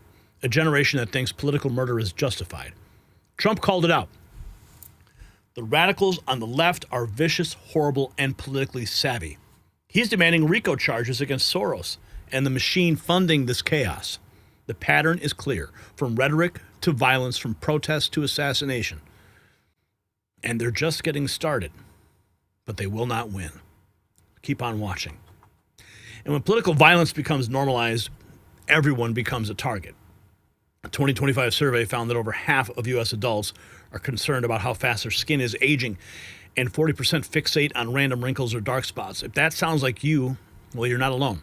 More and more people are noticing visible changes in their skin far earlier than expected. That's why I use my secret weapon of anti-aging, and I'm obsessed with the changes I've noticed in my skin. It provides my skin with the 5 must-have types of premium collagen needed to help reduce wrinkles. Since I've started taking it, experienced smoother skin, more elasticity, fewer fine lines, and a more youthful glow. Plus, it mixes smoothly with my morning coffee with no taste or clumps. Be sure to grab a bag of Ageless Multi-Collagen now while it's 51% off only at Health with Gary, and help take some years off the clock. Plus, by ordering now, you will also get guaranteed free VIP life and health fitness coaching for life, a free ebook titled 14 Foods for Amazing Skin, and more. Once again, the website is healthwithgary.com. So, Nick Sortor posting this just 5 hours ago. Democrats are refusing to admit their violent rhetoric led to Charlie Kirk's killing. So here's a 2-minute compilation, 2 minutes, of Democrats calling Republicans fascists and encouraging violence. Watch every second of this, because Democrat violence must end. 3 unfired casings read, "Hey fascist!" Catch! Do you think Donald Trump is a fascist? Yes, I do. No one has ever been more dangerous to this country than Donald Trump, and he is a fascist to his core. Hey, let me shut down the Senate! We are at war! We're at a war right now. We are at war. So you have to be willing to do whatever is necessary in order to save the country. And that's why the gloves are off. Donald Trump and the MAGA Republicans represent an extremism that threatens the very foundations of our republic. And yes, there are many threats to democracy. We see it with these extreme candidates. I just don't even know why there aren't uprisings all over the country, and maybe there will be. You can only push people so far. And then they start to take matters into their own hands. What the American public want is for us to bring actual weapons to this bar fight. This is an actual fight. You know, this is literally call to arms. The MAGA movement is a threat. But Michelle says that, when they go low, we go high. No. With all due respect, if they go low, we don't go high. When they go low, we kick them. We take them to the mud, choke them out. And make sure that they stay down. And you know what? Kick them when they're down, because they deserve it. Get up in the face of some Congress people. We are going to be in your face. We are going to be on your... We have to fight this in the streets. We're going to fight it in the streets. It's time to step out of your comfort zone and step out into the streets. To our Republican colleagues, if you do not see the light, we will bring the fire. Resist! You and your little friend off of Twitter. Y'all about to find out. And if you see anybody from that cabinet in a restaurant, in a department store, at a gasoline station, you get out and you create a crowd. And you push back on them. And you tell them they're not welcome anymore, anywhere. He's not going to have a third term. He may not finish this term. That's the last few days you woke up thinking there might be news. Just saying. Just saying. There will be news sometime. Just so you know, there will be news. That is the rhetoric that has been burning into the left's mind.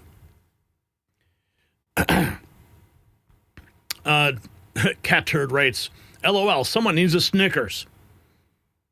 Quote tweeting Dave Rubin, I've been trying to be as reconciliatory as possible, but it's hard when the people who call us all Nazis pretend they had nothing to do with any of this. Bill response.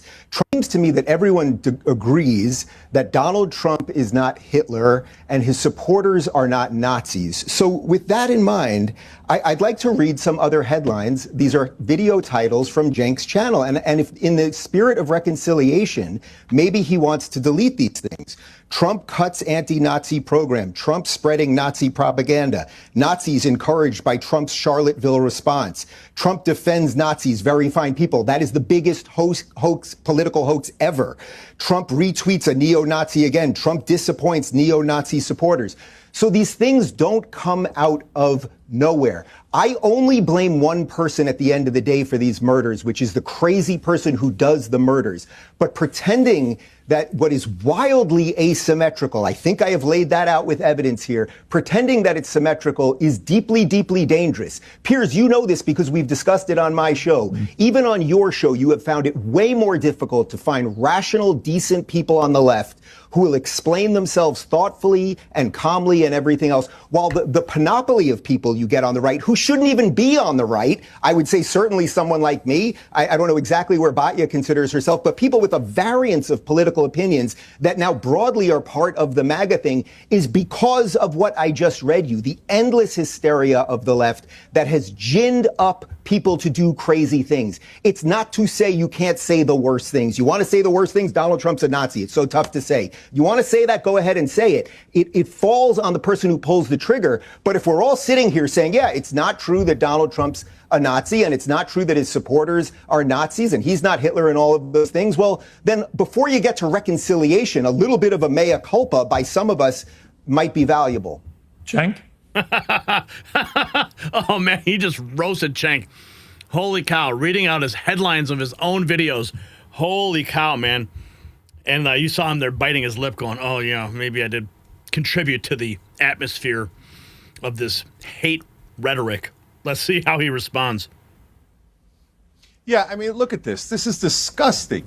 So this guy pretending to do conciliation, and I was going to be conciliatory towards Dave if I spoke first. But apparently that's not what he's doing at all. So what he's trying to do is get people angry in a misleading way against me.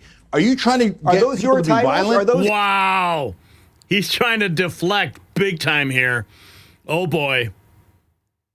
Titles this is of your disgusting. Videos? No. So no. Let me explain. Let me explain. Those are your titles. No, buddy. let me explain. You're asking me a goddamn question, so let me explain while you're trying to get people to do violence against me. Oh, that's not what he's doing. That's not what he's doing, Cenk. He's calling you out for the violent rhetoric that you have continued to contribute to, that created this atmosphere where it's okay, where people justify it in their minds that they can go and pull a trigger on somebody. He's calling you out, bro. All you got to do is say, yeah, you know what? Maybe I did write those things. Maybe I shouldn't have contributed to this atmosphere of hatred towards conservatives. But no, he can't do that. He can't humble himself and take responsibility. He has to deflect. Disgusting. So those are 80% of those titles. I've never called Trump a Nazi. And those titles were about neo-Nazi reactions. So what do you want us to do? Not tell you what's actually happening? And so look, did Donald Trump side with neo-Nazis? Yes, he did say that. Incident in Charlottesville? So as Piers, how about you handle this one instead of giving it to me? Wow. Can I just talk? So this monster is trying to egg on violence. What did Donald Trump say after very fine people? And he won't even let me talk. I'm not talking about the neo-Nazis or the white supremacists who should be condemned completely. Wow. It's the biggest debunked conspiracy theory of all time. You're still pushing that now? You're still pushing the very fine people hoax now? I'm shocked even for you. Dave, shut up and let me answer your stupid question. Oh my God. God. On that day, which now we're going back to that for no goddamn reason other than you're trying to get people angry at me for misleading things. I'm reading your titles. You should be angry at your titler. He did. Shut up and let me answer.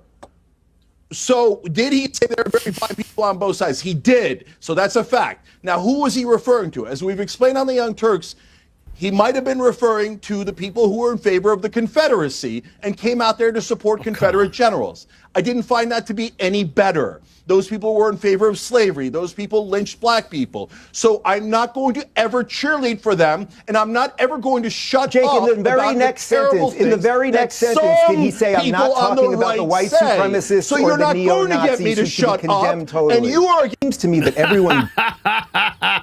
Chunk.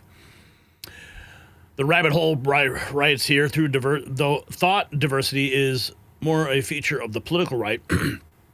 Well, the political left only allows for a small set of viewpoints. There is more diversity of thought on the political right than on the political left. This appears to be a figure.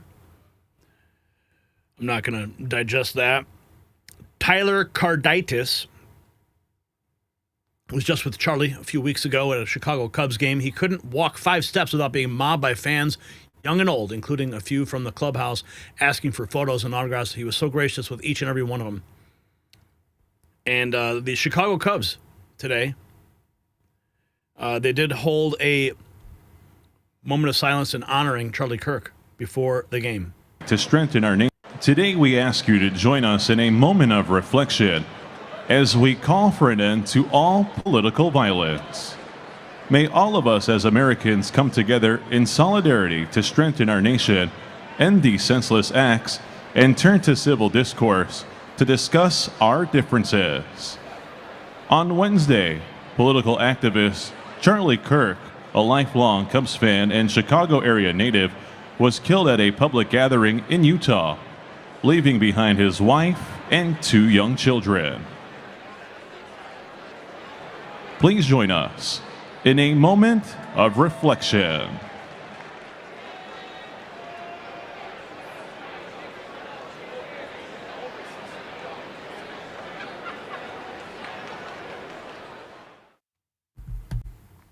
Beautiful moment there. Chicago Cubs holding that moment.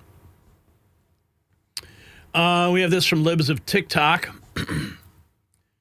Charmex Schools board member Melissa easily mocks and demonizes Charlie. This is a person in charge of your kids.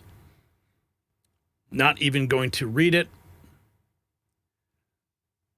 Not even going to read it. You can pause it if you want to. I'm not even going to give this person any air. But that's just a portion of the hatred that still is outpouring. Jennifer posting this on X, urgent for your information. After Charlie Kirk on the Blue Sky app, there are people asking for the next person to be targeted. J.K. Rowling, Matt Walsh, Trump, Ben Shapiro, Libs of TikTok, Elon Musk, and Andy No. And this is just some of the screenshots that they took. Unbelievable. That place is a cesspool of hatred. Here's President Trump talking about revenge. Is the message to the right, the people that are going to go, I want revenge, not to have revenge? Charlie Kirk would not want revenge. You want revenge at the voter That's box. where to go. But unfortunately, we don't have so many ballot boxes because they have mail-in voting, which is totally rigged. Is the message... Yeah. Ain't that true? Revenge at the ballot box. Here's President Trump talking about the radicals on the left. Don't want to see the radicals on the right. Oftentimes are radical because they don't want to see crime. They don't want to see crime. Worried about the border. They're saying, we don't want these people coming in. We don't want you burning our shopping centers. We don't want you shooting our people in the middle of the street. The radicals on the left are the problem. And they're vicious and they're horrible and they're politically savvy. Although they want men and women sports, they want transgender for everyone, they want open borders. President Trump's had enough. Here he is talking about George Soros. But you know, they have professional agitators. Mm-hmm. They're professional. I had one the other night. I went into a restaurant and this woman stood up. I looked at her immediately. She had money. She wasn't. They get paid for it. They're professional from Soros and other people. And we're going to look into Soros because I think it's a RICO case against him and other people. Because this is more than like protests. This is real agitation. This is riots on the street. And we're going to look into that. But you know, they have professional... RICO for Soros.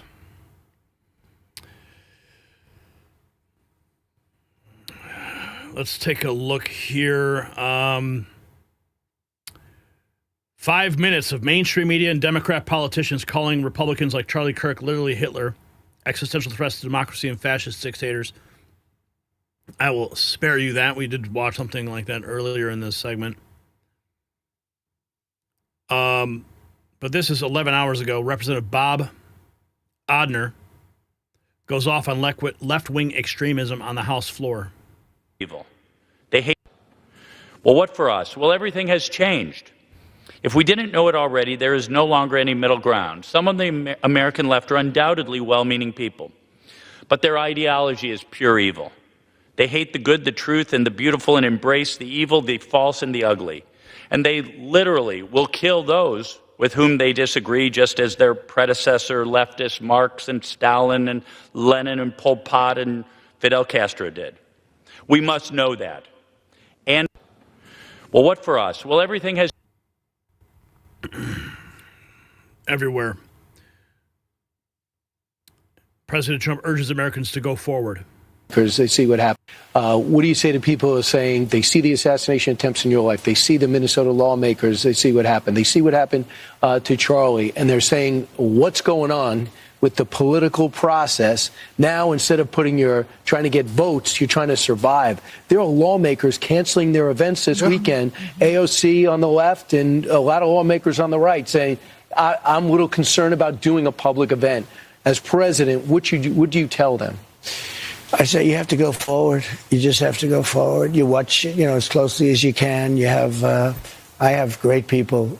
I mean, I have people now much better and far more. What do you say? You have to go forward. Fort Fisher posting this 12 hours ago. January 6ers gathered at the White House Thursday where they held moments of silence for 9/11 and January 6th deaths and the murder of Charlie Kirk. A counter-protester yelled losers and criminals over the J6 and racists over Charlie Kirk's moment of silence. People have died. People have died from 9/11. They have died from January 6th.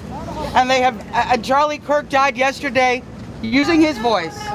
So we are going to have a moment of silence. I'm going to break it up into 3 sections and we will let you because we've not been there. 9/11. Never forget.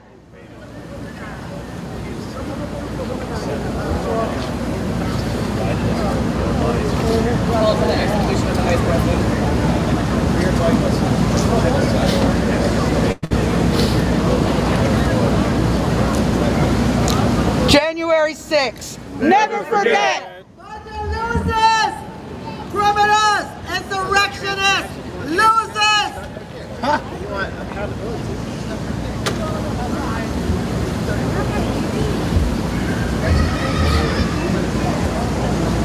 Charlie Kirk. Never forget. Racist. Charlie Kirk was a racist.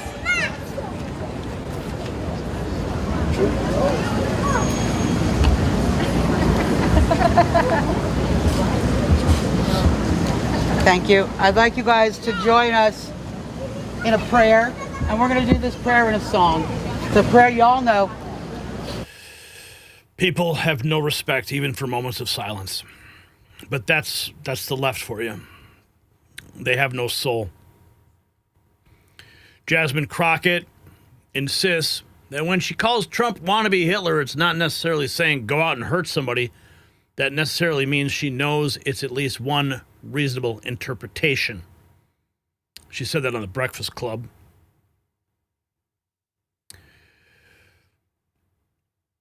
Let's see what Michael Knowles is talking about here. If you Google it, at virtually all the political violence is from the right. I looked it up. What did I know? I don't know. I don't read crime statistics all the time. Maybe that was true. So I looked it up. And if you Google it, if you ChatGPT it, it'll say, oh, yes, according to this study, according to that study, right-wingers are more likely to commit political violence than left-wingers. If you look at the incidence of political violence, more of them are from the right than the left. I said, that just doesn't sound accurate to me. Just doesn't sound accurate. I myself have been targeted with political violence over the years. And then I said, wait a second. Let me look that up. My town here, Nashville, there's been political violence. What was the most recent example? It was when a trans-identifying shooter gunned down little children in a Catholic school.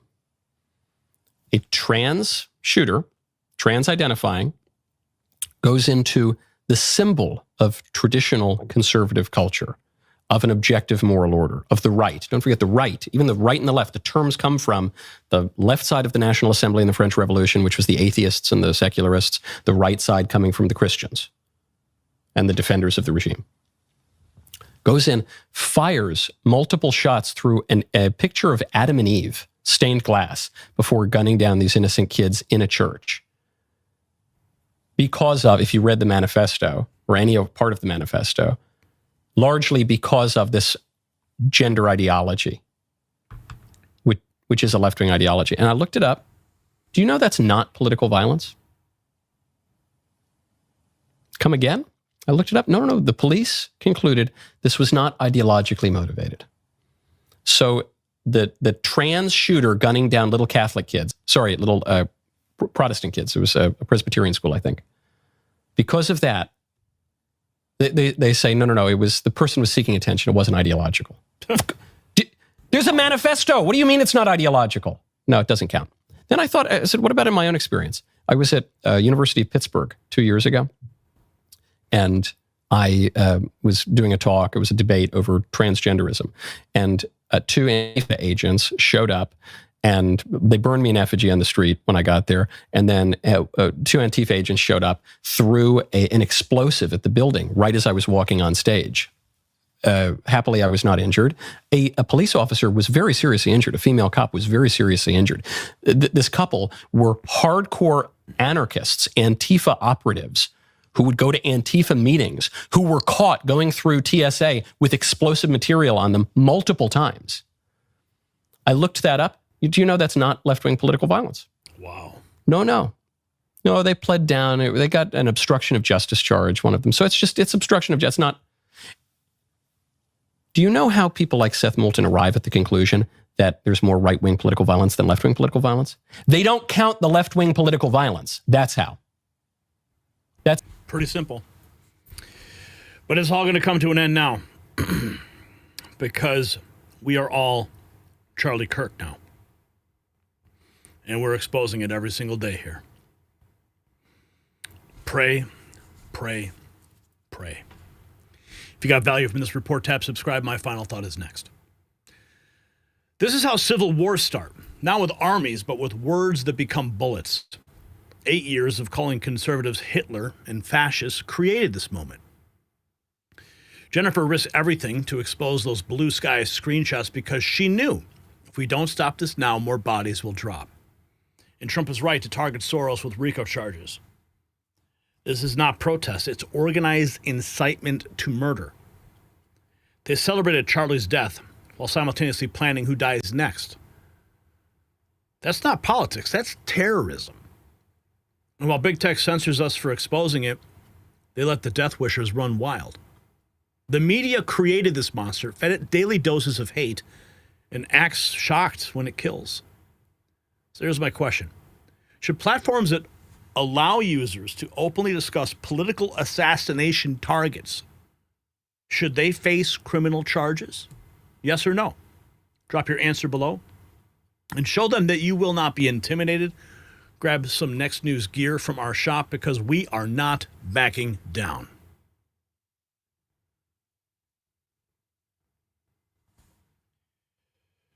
All right, you guys heard the call. Everybody, I am Charlie Kirk. Jesus Freak Jen kicking it off. Star Feather following next. I am Charlie Kirk. Karen Myron. I am Charlie Kirk. God is good all the time. I am Charlie Kirk.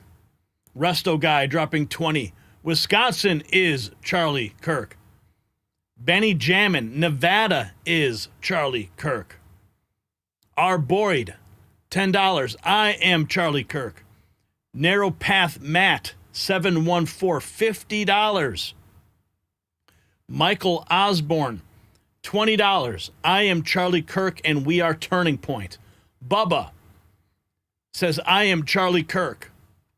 Curio23 says, I am Charlie Kirk. We are all Charlie Kirk now. Okay, so we're going to move into our next topic. We have lots to discuss here.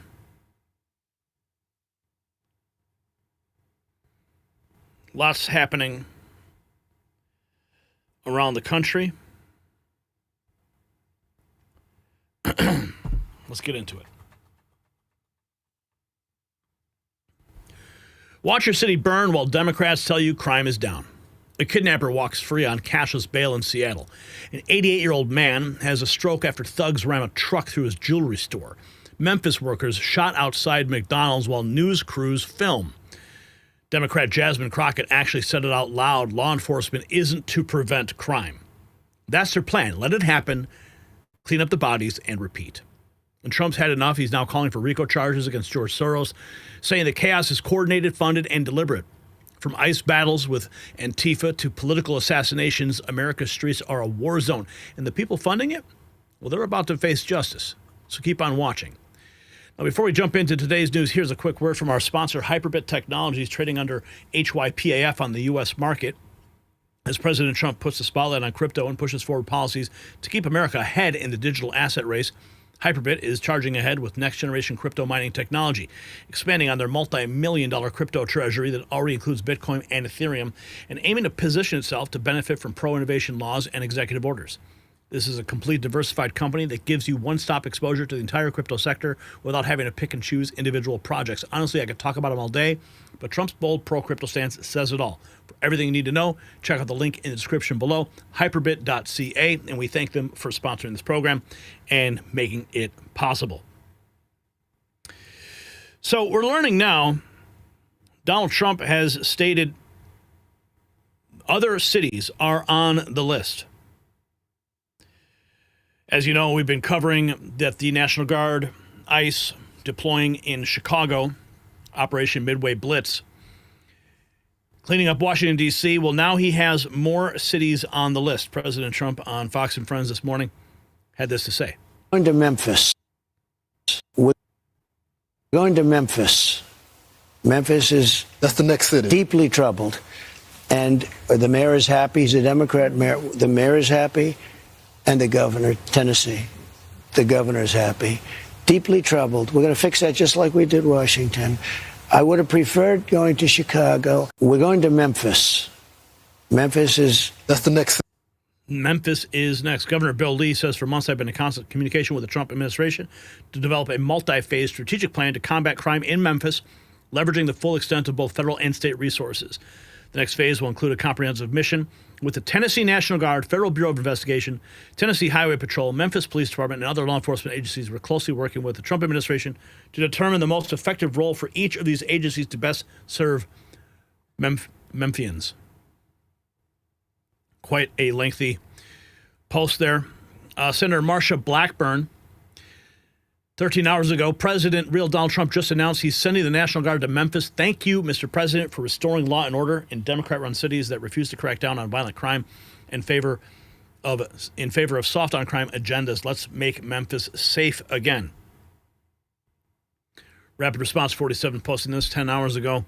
This week in Memphis, Tennessee, community shaken after 4 children shot inside a home. This is not the first time it's happened. There's probably like 3 other times this has happened before. As President Trump said, Memphis is deeply troubled, and he is going to fix it. Here's a local news report. Our Memphis police say 2 suspects are on the loose after 4 children were shot inside a home in Hickory Hill. Good evening. I'm Joyce Peterson. Thank you for joining us. Memphis police say the shooting happened just before 10 Sunday night on Rosewind Circle. That's near Crump and East Rains. Action News 5's Michaela Redmond talked with neighbors too terrified to show their faces on camera. It was here in this Hickory Hill neighborhood where those 4 children were struck by gunfire and taken to the hospital. While it's seemingly quiet, crime scene tape and bullet holes remain. The white panels of the home riddled with bullet holes. A window smashed with pieces of glass taking over the pavement below it. It's almost as if this home on Rosewind Circle turned into the target at a firing range. They was loud, like boom, boom, boom, boom, like real loud. I had went to the ground because it was so loud and so it sounded so close. Everybody got on the ground. I just know when I heard shooting to get on the ground. I came across this resident who didn't want to show her face on camera after knocking on several different doors in the neighborhood.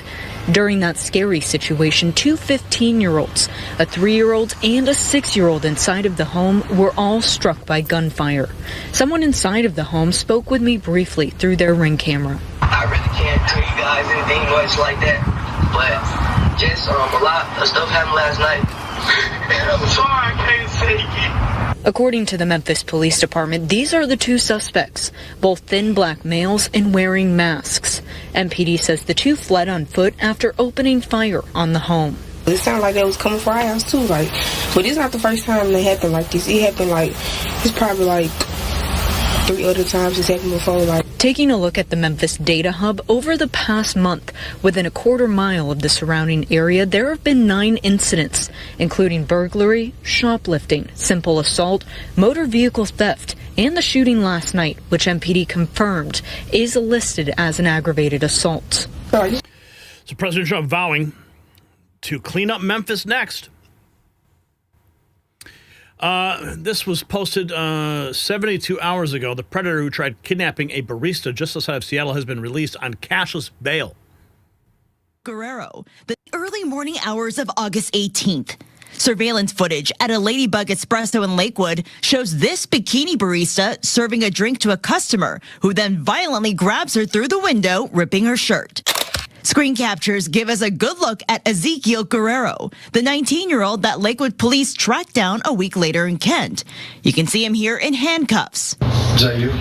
Yeah, that's me. Guerrero keeps repeating he was not in the right state of mind. It was just a flash. The moment I realized what I did, I let go. Despite, according to police documents, Guerrero admitting to grabbing the young woman, he pleaded not guilty at his arraignment and is out of Pierce County Jail with a first-degree attempted kidnapping charge. Early morning hours of August 18th. Out on bail. Lovely. 88-year-old San Jose jewelry store owner has a stroke after being savagely knocked down by one of the felons that drove an SUV through the front of his business during a robbery. This post brought to you by Gavin Newsom, 2028, reminding you that crime is down.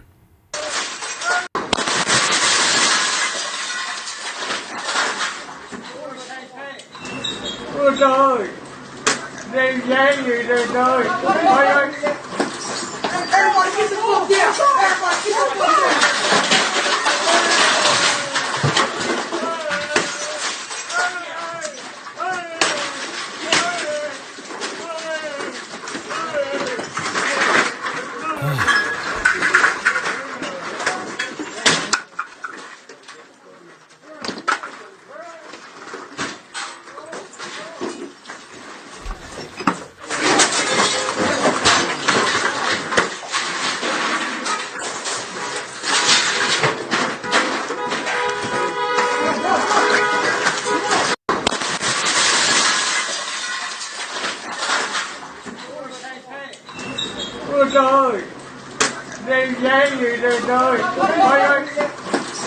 Everybody get the fuck down! Oh, 88 years old in San Jose. And, of course, Jasmine Crockett. Law enforcement isn't to prevent crime. Just when you thought Democrats couldn't get any dumber, Jasmine Crockett opens her mouth again. Nick Sortor posting this video of her apparently on a show called Grounded, Fox News. That is what I want to be clear that, like, law enforcement isn't to prevent crime. Law enforcement solves crime. Okay. That is what they are supposed to do. They are supposed to solve crimes, not necessarily prevent them from happening per se. I want to be clear. Yeah. Okay. So then why do you station police officers outside of events? Julio Rosas posting this 12 hours ago. ICE is now ordering protesters to disperse from the road since they're obstructing federal operations. Warnings of crowd control munitions being used if they don't. Anti-ICE protesters blocking the road outside of an ICE building in Broadview, Illinois. Special response team came out to keep the driveway clear.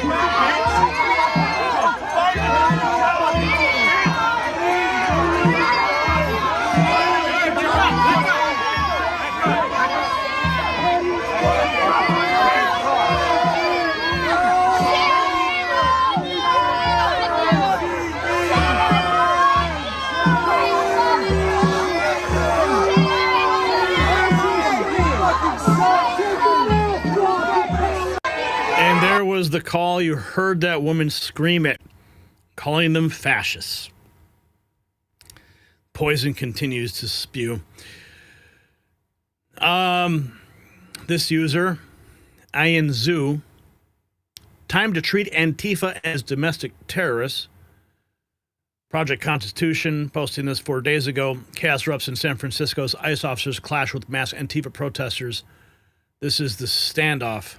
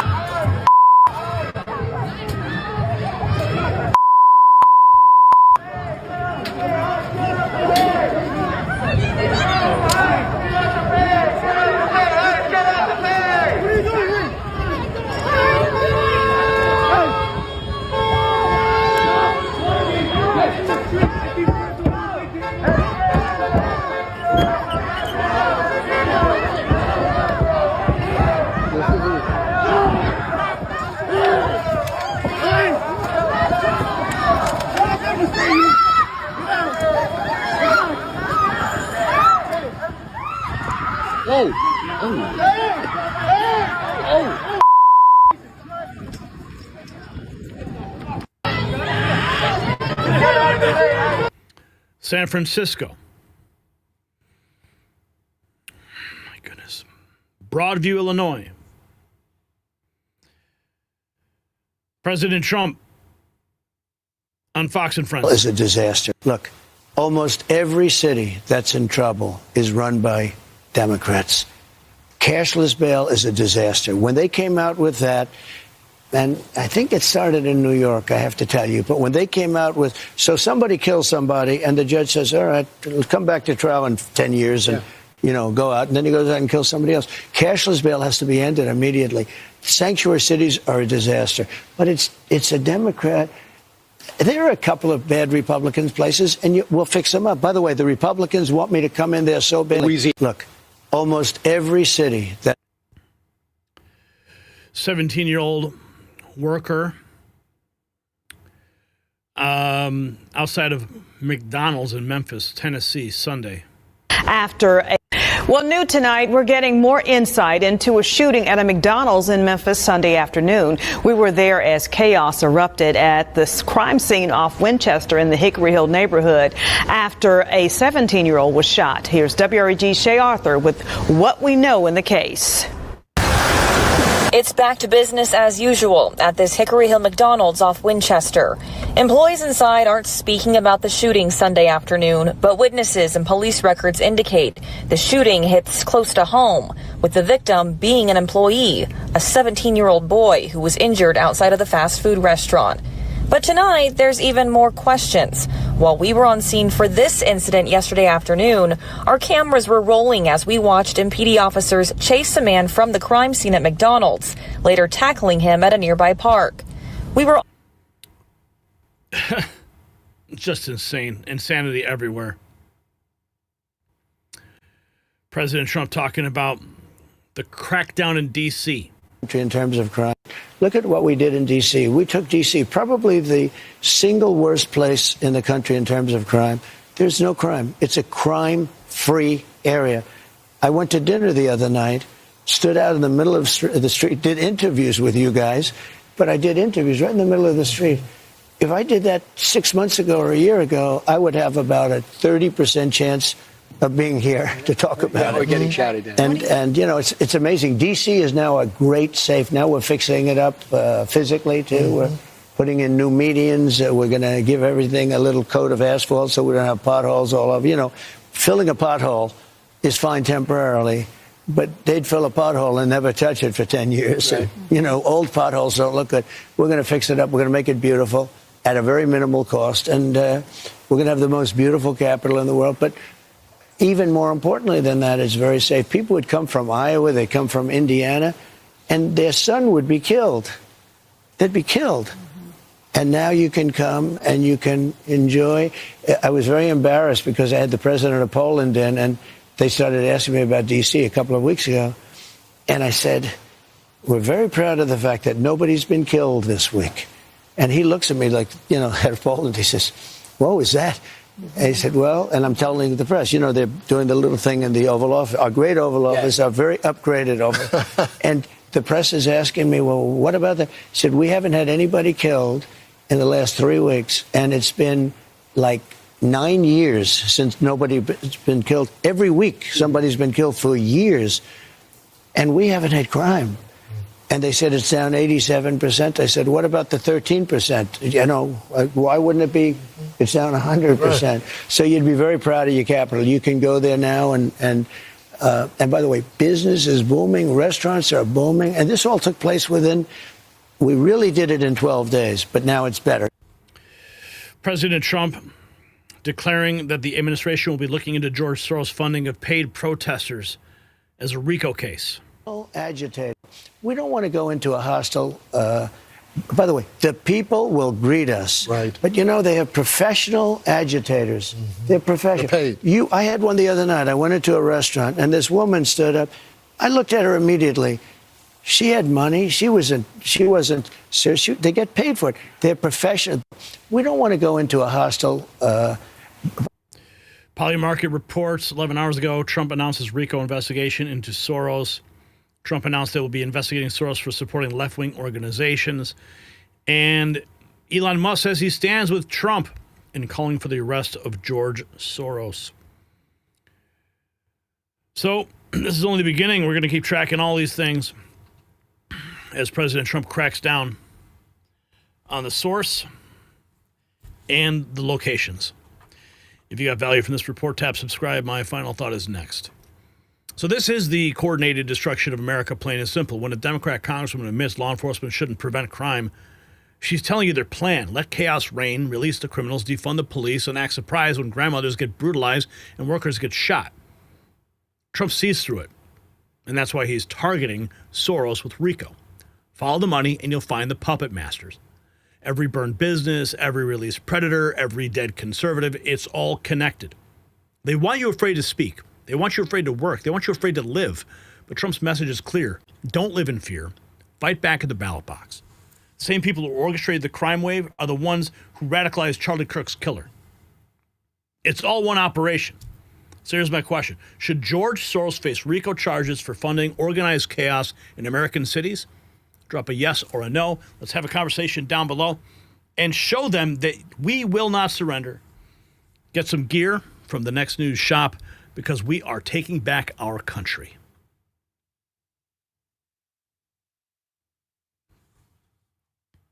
All right. No new super chats to speak of at the moment. But we're $172.97. Thank you, guys. Sincerely, thank you for that. We're going to go into some of the best moments from Charlie Kirk that we've been able to collect today. And there are quite a few. Let me just tell you. Let's pull all this up here. Okay.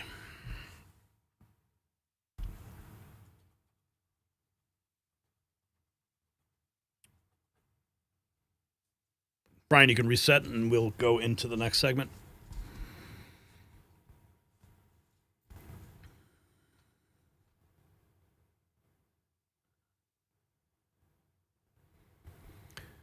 They killed him because he was winning. Not with violence, not with threats, but with words. Charlie Kirk walked into hostile campuses armed with nothing but facts and logic and left behind converted minds. From Oxford University to American colleges, he faced down communists, abortion advocates, and radical leftists, and he destroyed them all, calmly, methodically, and on camera. Now those debate clips are flooding the internet as millions discover why the left feared him so much. Tulsi Gabbard calling him someone who lived what he preached. His critics called him dangerous.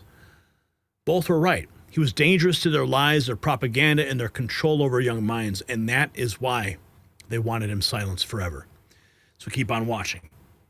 And when truth defeats lies in open debate, tyranny trembles. A 2025 survey found that over half of U.S. adults are concerned with how fast their skin is aging, and 40% fixate on random wrinkles or dark spots. If that sounds like you, you're not alone. More and more people are noticing visible changes in their skin far earlier than expected. That is why I use my secret anti-aging weapon, and I'm obsessed with the changes I've noticed in my skin. It provides my skin with 5 must-have types of premium collagen needed to help reduce wrinkles. Since taking it, I've experienced smoother skin, more elasticity, fewer fine lines, and a more youthful glow. Plus, it mixes smoothly with my morning coffee. No bad taste or clumps. Be sure to grab a bag of ageless multi-collagen. Well, it's 51% off at healthwithgary.com. You'll find it linked down below. Now, maybe you've seen this picture. Looks like an AI rendering of what people think should be erected on the campuses all around the country. Both governor candidates in New Jersey should support a statue of Charlie Kirk being erected on the campus of Rutgers University. Republicans support free speech and debate. There's no doubt about that. When I looked at this picture for the first time, it just broke my heart because he's no longer with us. And now we're talking about putting a monument, and he deserves a monument. But could you imagine a statue like this of Charlie Kirk? Of course, leftists would probably try to tear it down.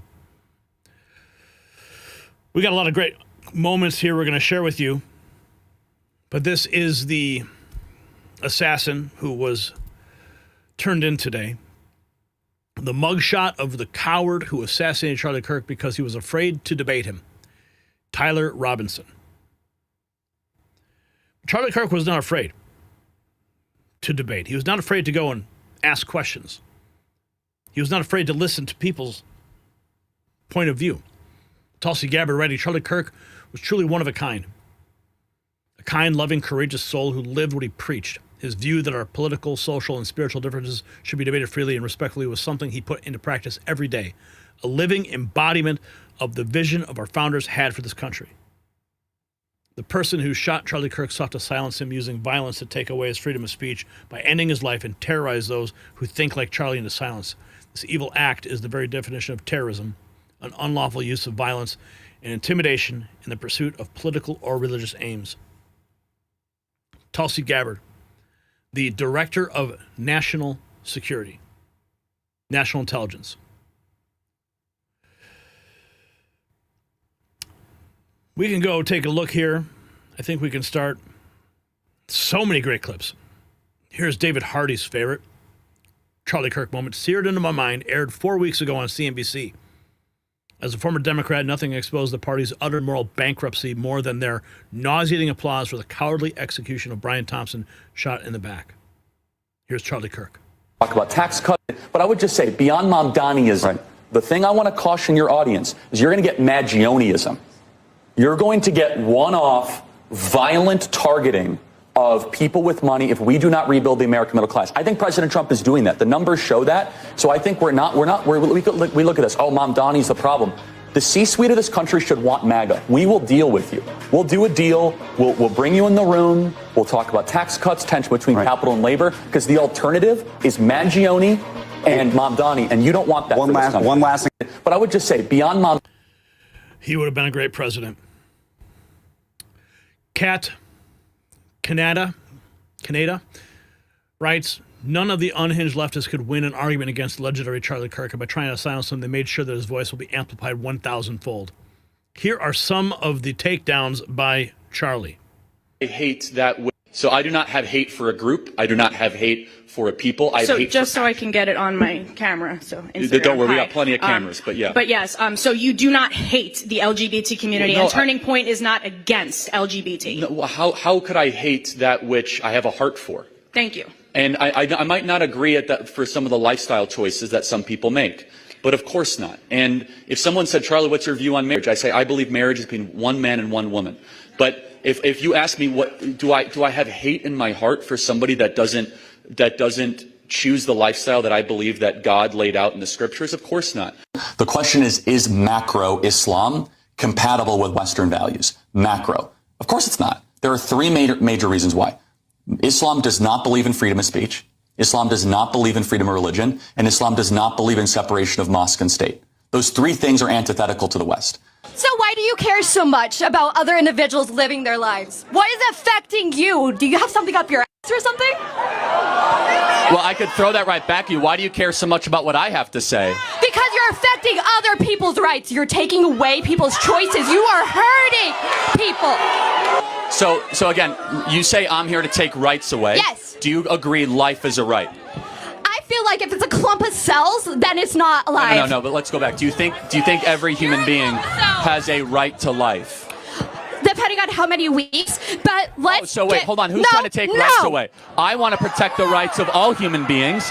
You call them a clump of cells. I was born as a man, and now I'm a woman. Okay, no, but you don't become a woman just because you dress like a woman. So let me ask you a question. If I wear a disguise or a costume, do I become that thing? For example, if I dress with a sombrero and start talking with a Mexican accent, do I then become that culture? No, because that's different race. Okay, but then wait, why? How is it different? Because you're saying that if you dress a certain way and you present a certain way, you can be as you think you are. Why can't I also just choose what culture I am? Because you are born within a culture. You are born with. But you were born as a man. So I do not have hate for a group. I do not have hate for a people. I have hate so I can get it on my camera. So don't worry. Charlie Kirk, man, going to the Lion's Den every single time. Here's another great compilation of moments from Charlie Kirk. This was created by the New York Post. Hold on. Do you feel proud of yourself for debating college kids who are unprepared to speak in front of an audience like yourself? Hold on. You're 30 years old. We can agree you're 30 years old, right? Do you think that's a little bit silly? Are you a voter? I am a voter. I'm a registered so voter. I vote and you vote. So I'm talking to voters of this country that will determine the future of Western civilization. That's what I'm doing here today. Yeah? Wait, hold on. How is it any different than a professor talking to you? Than a professor talking to you? Who are you? Well, important enough for you to come up to a microphone. You create a company that's like close to being a fascist, and then Okay. Well, how am I? Sorry. Let's go through this. How am I a fascist? No. Dude, Can you name one thing I believe that's fascist? You believe that, you are... Let him think. But I'm such a bad fascist. I let the people who disagree in open mic to talk to me for 2 hours uninterrupted. Okay. I'm an awful fascist. I'm more like a free speech liberal of the 1970s, not a fascist. But I just want to say Turning Point USA is a evil company that was funded by thousands of fracking companies, and no, it's not thousands, but we do have some frackers that give us money. But all it is making the rich more rich. Fascism to fracking. That's all it is. That's all it is. Okay, again, I'm happy to have a debate. I can see you're getting kind of fired up. I'm sorry. So, but why are we evil? We're having a nice discussion. Because all of a sudden you're calling me like because a fascist. It seems like you just want the rich get even more rich. We haven't talked about the rich at all. I mean, so you don't even know my positions on this stuff. Do you feel proud of yourself?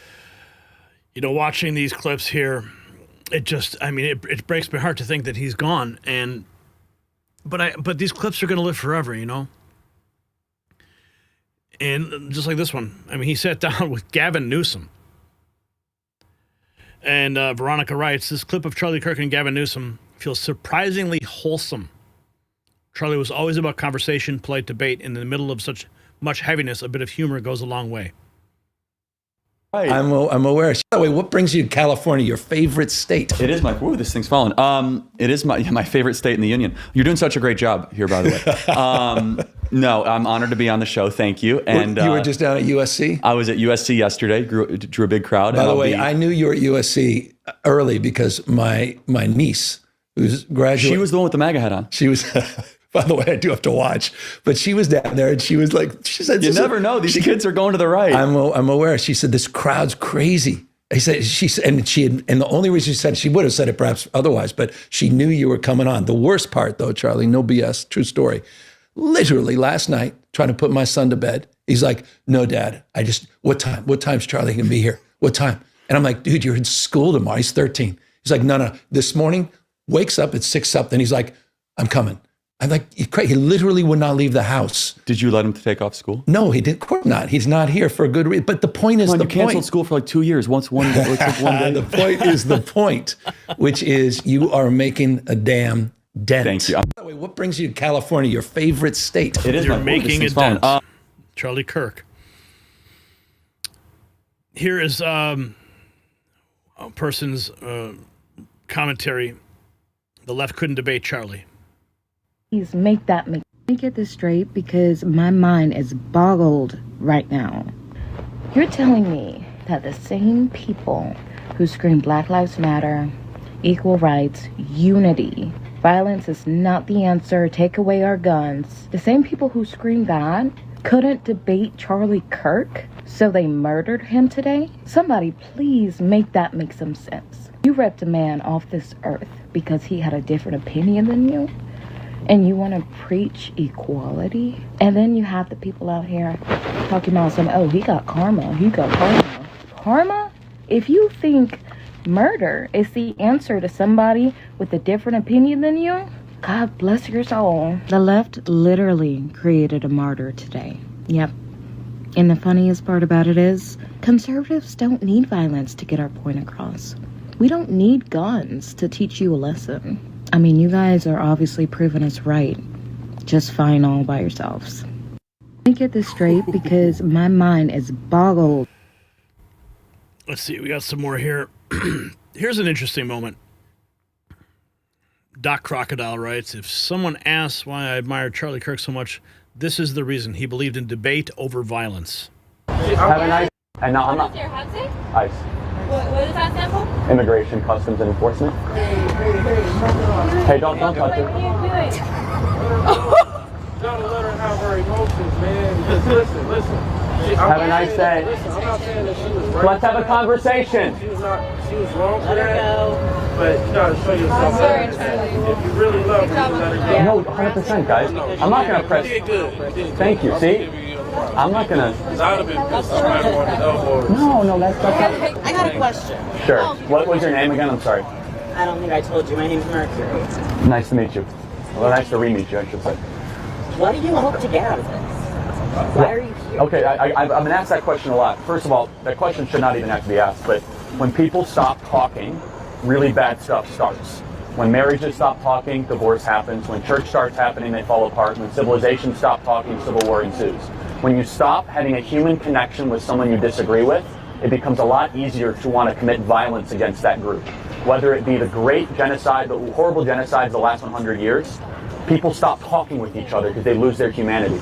I wish we could be here without having my hat thrown off and stuff, but what we as a culture have to get back to is being able to have reasonable disagreement where violence is not an option. And now I'm not... ICE. What is that sample? But of course, that woman decided that she would resort to stealing his property. Charlie Kirk debates a black liberal college student, brings up black crime and charges it to cultural issues. Am I debating here? It's way larger than hold on. It's what? Hold on. It's way larger than 5. No, I know, but the fact I'm saying 5%. It's caused by the war on drugs. Hold on. So that's the point that I'm trying to make. Exactly. Who am I debating? Am I debating here? If your own government is pumping drugs. Yeah, so I want to make a quick You're point. right. Black Americans are in prison far greater than the percentage of the population. So Black Americans are about 13 to 14% of the population. Yes, about half of all prisoners are black. Exactly. So blacks commit more crimes than whites do. They commit more murders, they commit more arsons, they commit more kidnappings. For example, blacks are 13% of the population and they commit 58% of all the murders.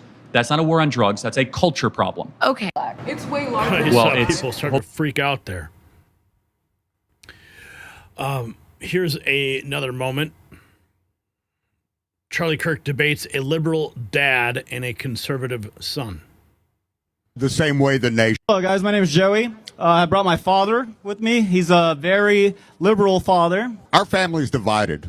We're divided the same way the nation is divided. I'm conservative, by the way. Will anything ever be remedied? A nation divided against itself will not stand, neither will a family divided against itself. Why do you think your son is conservative? I have no clue. I'll let him answer that question. That's a bad answer. Hold on a second. You as a father should listen to your son. I listen to him all the time. Hold on, but then you just said you don't know. I don't know where he went so bad. I mean, come on. It's like, I don't know where he went wrong. I don't know how he went off the rails. Would the smarter of the two like to chime in here? Yeah.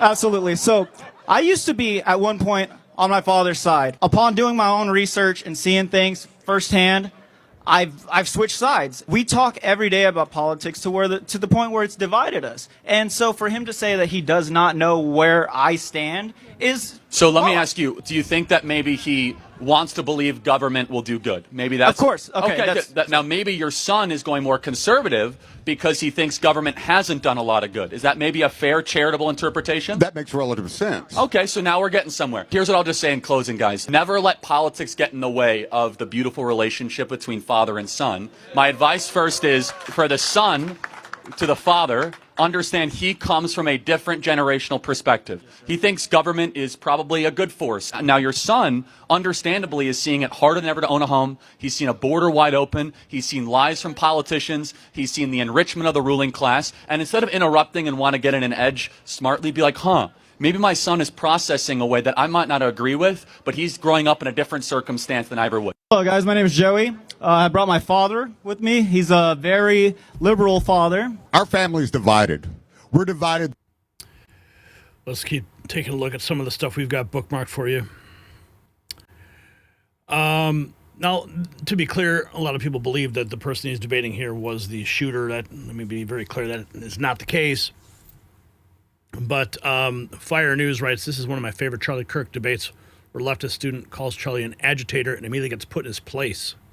In fact, lies. Hey, no. He's a liar. So, he can't debate. He just lies. Okay, so let's just What, calm you don't down like a little freedom bit. of speech? Well, I mean, you could say whatever you want if you want to make a fool of yourself, but we do have like 10-year-olds here and 11-year-olds, so can we have some decency? Whatever. Okay, you don't care. You're a typical leftist because you only care about yourself, Who said I was not a about the leftist? other people. Who said I was a leftist? Well, it's very clear by how you're acting. You even graduate college? You know, no. In this fact, guy didn't graduate college? I didn't go to college. I've been able to be pretty successful without a 4-year degree. College. Yeah, I did not go to You're college. going to come to college and act like you know. So, better are than we everybody? gonna debate resumes or ideas? Ideas. Most college degrees are meaningless, and most of you guys are being totally scammed by being here. No. Now, let me further complete the point. So getting educated is a scam. First of all, it's not always an education, and you are perfect evidence that you haven't really been educated. You are hyper hostile. You have no humility. You have very little wisdom about how the world works, and you come and you want so badly to be recognized and noticed, you came with your own bullhorn to cut in line someone who patiently waited to ask the first question. What have you actually learned at this institution except that you're the center of the world and everyone must listen to you? You go to countries, or you go to campuses and agitate people for like this exact scenario. I sit here and ask questions. You're the agitator, you not say, me. Prove me wrong. Yeah, correct. The students want another question, and I do agree with them because you embody the worst of this generation. Are you looking in the mirror? I do look in the mirror. You know what I see? I see a sinner that wouldn't act the way you do. Lies. Hey, no. Wow. Here's another one. Spitfire writes, I've been going back and forth watching videos of Charlie debating with students. This particular debate left me in awe. What an incredibly knowledgeable man. Take a moment and witness and be inspired. So I'm particularly concerned about your brand of Christianity. As a Christian myself, Christian nationalism I do not agree with at all. I think it's antithetical to the values of the early church. And I think, how do you reconcile especially white Christians in this America, marrying politics and power with their faith in this country? Well, there's a lot there. I've never described myself as a Christian nationalist. So I'm a Christian and a nationalist, so I've never used those two. And then right there, that and nationalist, where in the scriptures does a Christian... Well, thank you. Jeremiah 29:7, demand the welfare of the nation that you are in because your welfare is tied to your nation's welfare. Let me continue. Daniel fasted and prayed for his nation. Esther and Mordecai cared for their nation. They were counsel to the king. Right. Nehemiah, Jeremiah, Joseph, Jacob. I could keep on going. Moses, Aaron. In fact, Moses was so political that he wrote an entire book of the Torah all about how to set up a government. It's the book of Deuteronomy. So, in fact, the Bible is an explicitly political text amongst many other things. Now, can we interpret those texts in the light of the revelation of Christ? Because you just cited all Old Testament texts, but you've not once cited St. Paul. Okay, yeah. If you want me to also, by the way, just so we are St. Paul about the kingdom of heaven and the governance. Just so we're clear, do you think that the New Testament is greater than the Old Testament? It is. It is greater because the revelation of Christ dictates how we interpret the Old Testament. So you think that all of a sudden, like Genesis 1 is not as great just because of the New Testament? The Old Testament was a type and shadow of the things to come, and now we live in the full revelation of Christ. Again, that is by definition that is such a dangerous theological. That's not true. That's Christological theology. Hold on. Of course, I believe in the resurrection, but to all of a sudden say that, like, in the beginning God created the heavens and the earth, is like somehow lesser because of the revelation of the New Testament. Christ even said, "I did not come to abolish the law of the prophets. I came to fulfill the law." In fact, he said all the laws of the prophet hang on the two teachings, Leviticus 19 and Deuteronomy 3 through 5. However, to use a New Testament example, as you asked, it says in 1 Timothy, pray for your leaders and authority by name that they might make great decisions. I'm going to continue. Christ our Lord said, "On this rock build my" what? Church. Wrong. Ecclesia. It's not the word church. Okay, the word English church, translations of Common Bible say church, so my bad. Well, actually, it shouldn't, because the original Greek term says, "On this rock build my government structure." Ecclesia was a secular word used in that time, which was all about the advancement of freedom and liberty, which are the two words in Greek, eleutheria and isonomia, which are the two words there. So the point being, Christ called us to be salt and light. We as Christians should change the environment that we come in contact with. That's what salt and light do. So why should we then not care about changing government to be more Christ-like? Wow. We definitely lost an American icon. But he is in each one of us. Charlie Kirk debates transgenders. Well, no, it's proven. Do you think that male brains and female brains, or men and women brains, are different? There are differences between male and female brains, but I believe it's a matter of like statistical averages of like gray matter. There's not going to be like distinct anatomical features that differentiate a female brain from a male brain. You really think that? Well, no, it's proven, like scientifically. Well, like no, when we it's take, not. yes, it is. When we take a brain scan of a male and female, the average doctor can't look and be like, that is a male brain right there. Not true. Now, Okay, if you do a SPECT scan, you can see what parts of the brain light up. And in a woman, the basal ganglia and the amygdala is far more active, which is the inner thought matrix. Women have a far busier inner thought life than men do. Harvard University locked a group of men in a room alone, 100 of them, and a group of women in a room alone. And they said, what did you think about for 30 minutes? The men, no surprise. And sports. The young ladies, what did they think of for 30 minutes? They replayed conversations that they had in the last couple of days. For the record, a man has never replayed conversations that they've had. You've never had like a shower argument or like shower thoughts or anything like that? No, and that's not society, my friend.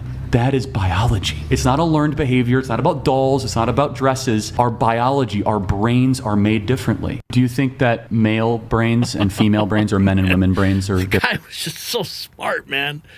A genius. I mean, the way he could just come up with stats and facts. I mean, he's going to be a tough guy to replace. A tough guy to replace.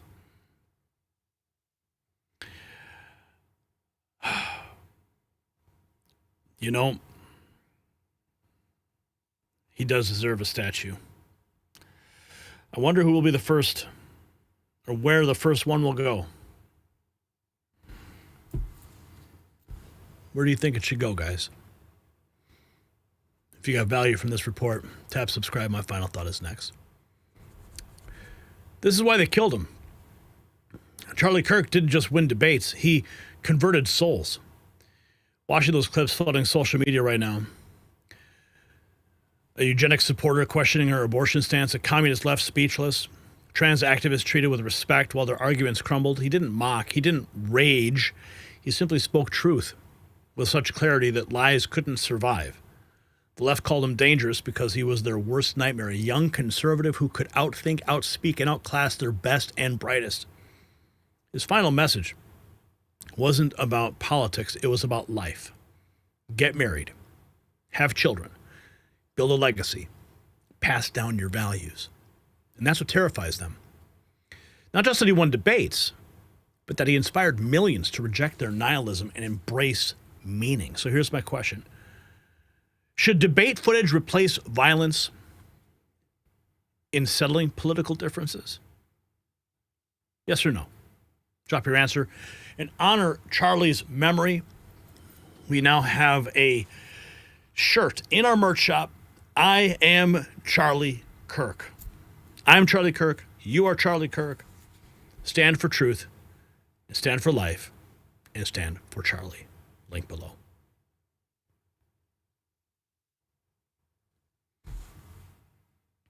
Shout out to Sneaks, who dropped $50 during that segment. I found your channel about 2 weeks ago, and now this is my go-to channel every day for the news.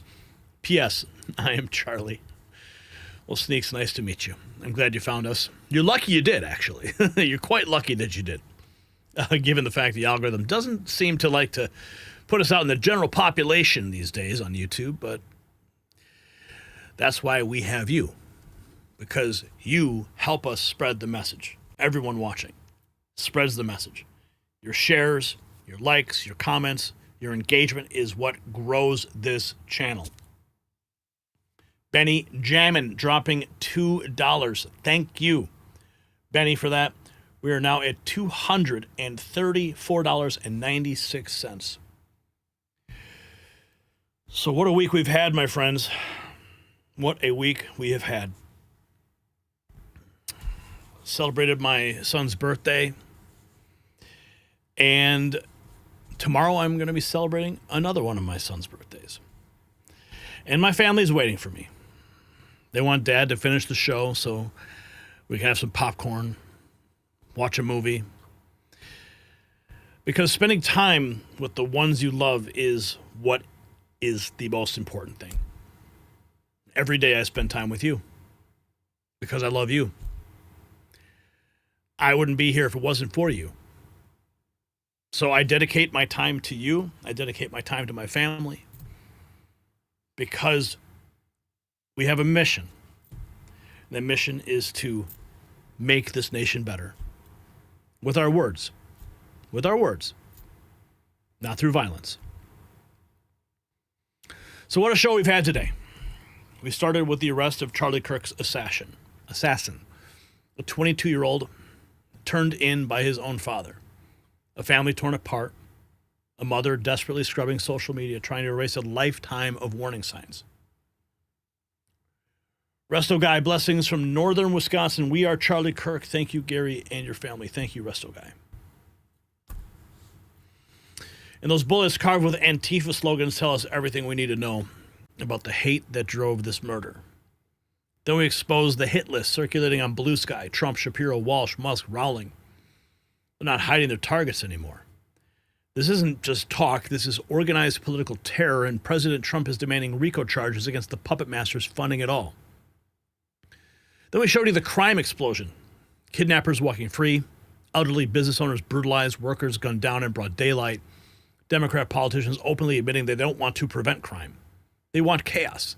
They want fear, and they want you silent. And then we revealed President Trump's raw grief, a president who rarely shows emotion, devastated by the loss of someone he called like a son. The world is mourning with us. London holding vigils, the Yankees pausing in silence, Chicago Cubs doing the same. And of course, an empty chair in a studio. We also opened up with the words of a widow sharing her heart with the American people and the answer she told her daughter about where her father was. On a work trip with Jesus. That's where Charlie is now. Most importantly, we witnessed Charlie Kirk's true legacy through his debates.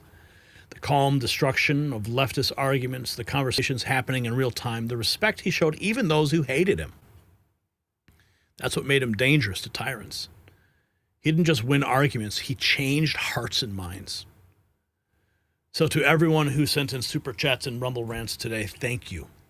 Your voices, your support, your refusal to be silenced, that's what keeps this movement alive. You are not just viewers, you are warriors in this fight for truth. You are Charlie Kirk. So do your part. Tell a friend about the Raw feed. Tell them about the Next News Network. Tell them about Gary Franchi. Text them the link. Share the show on every platform.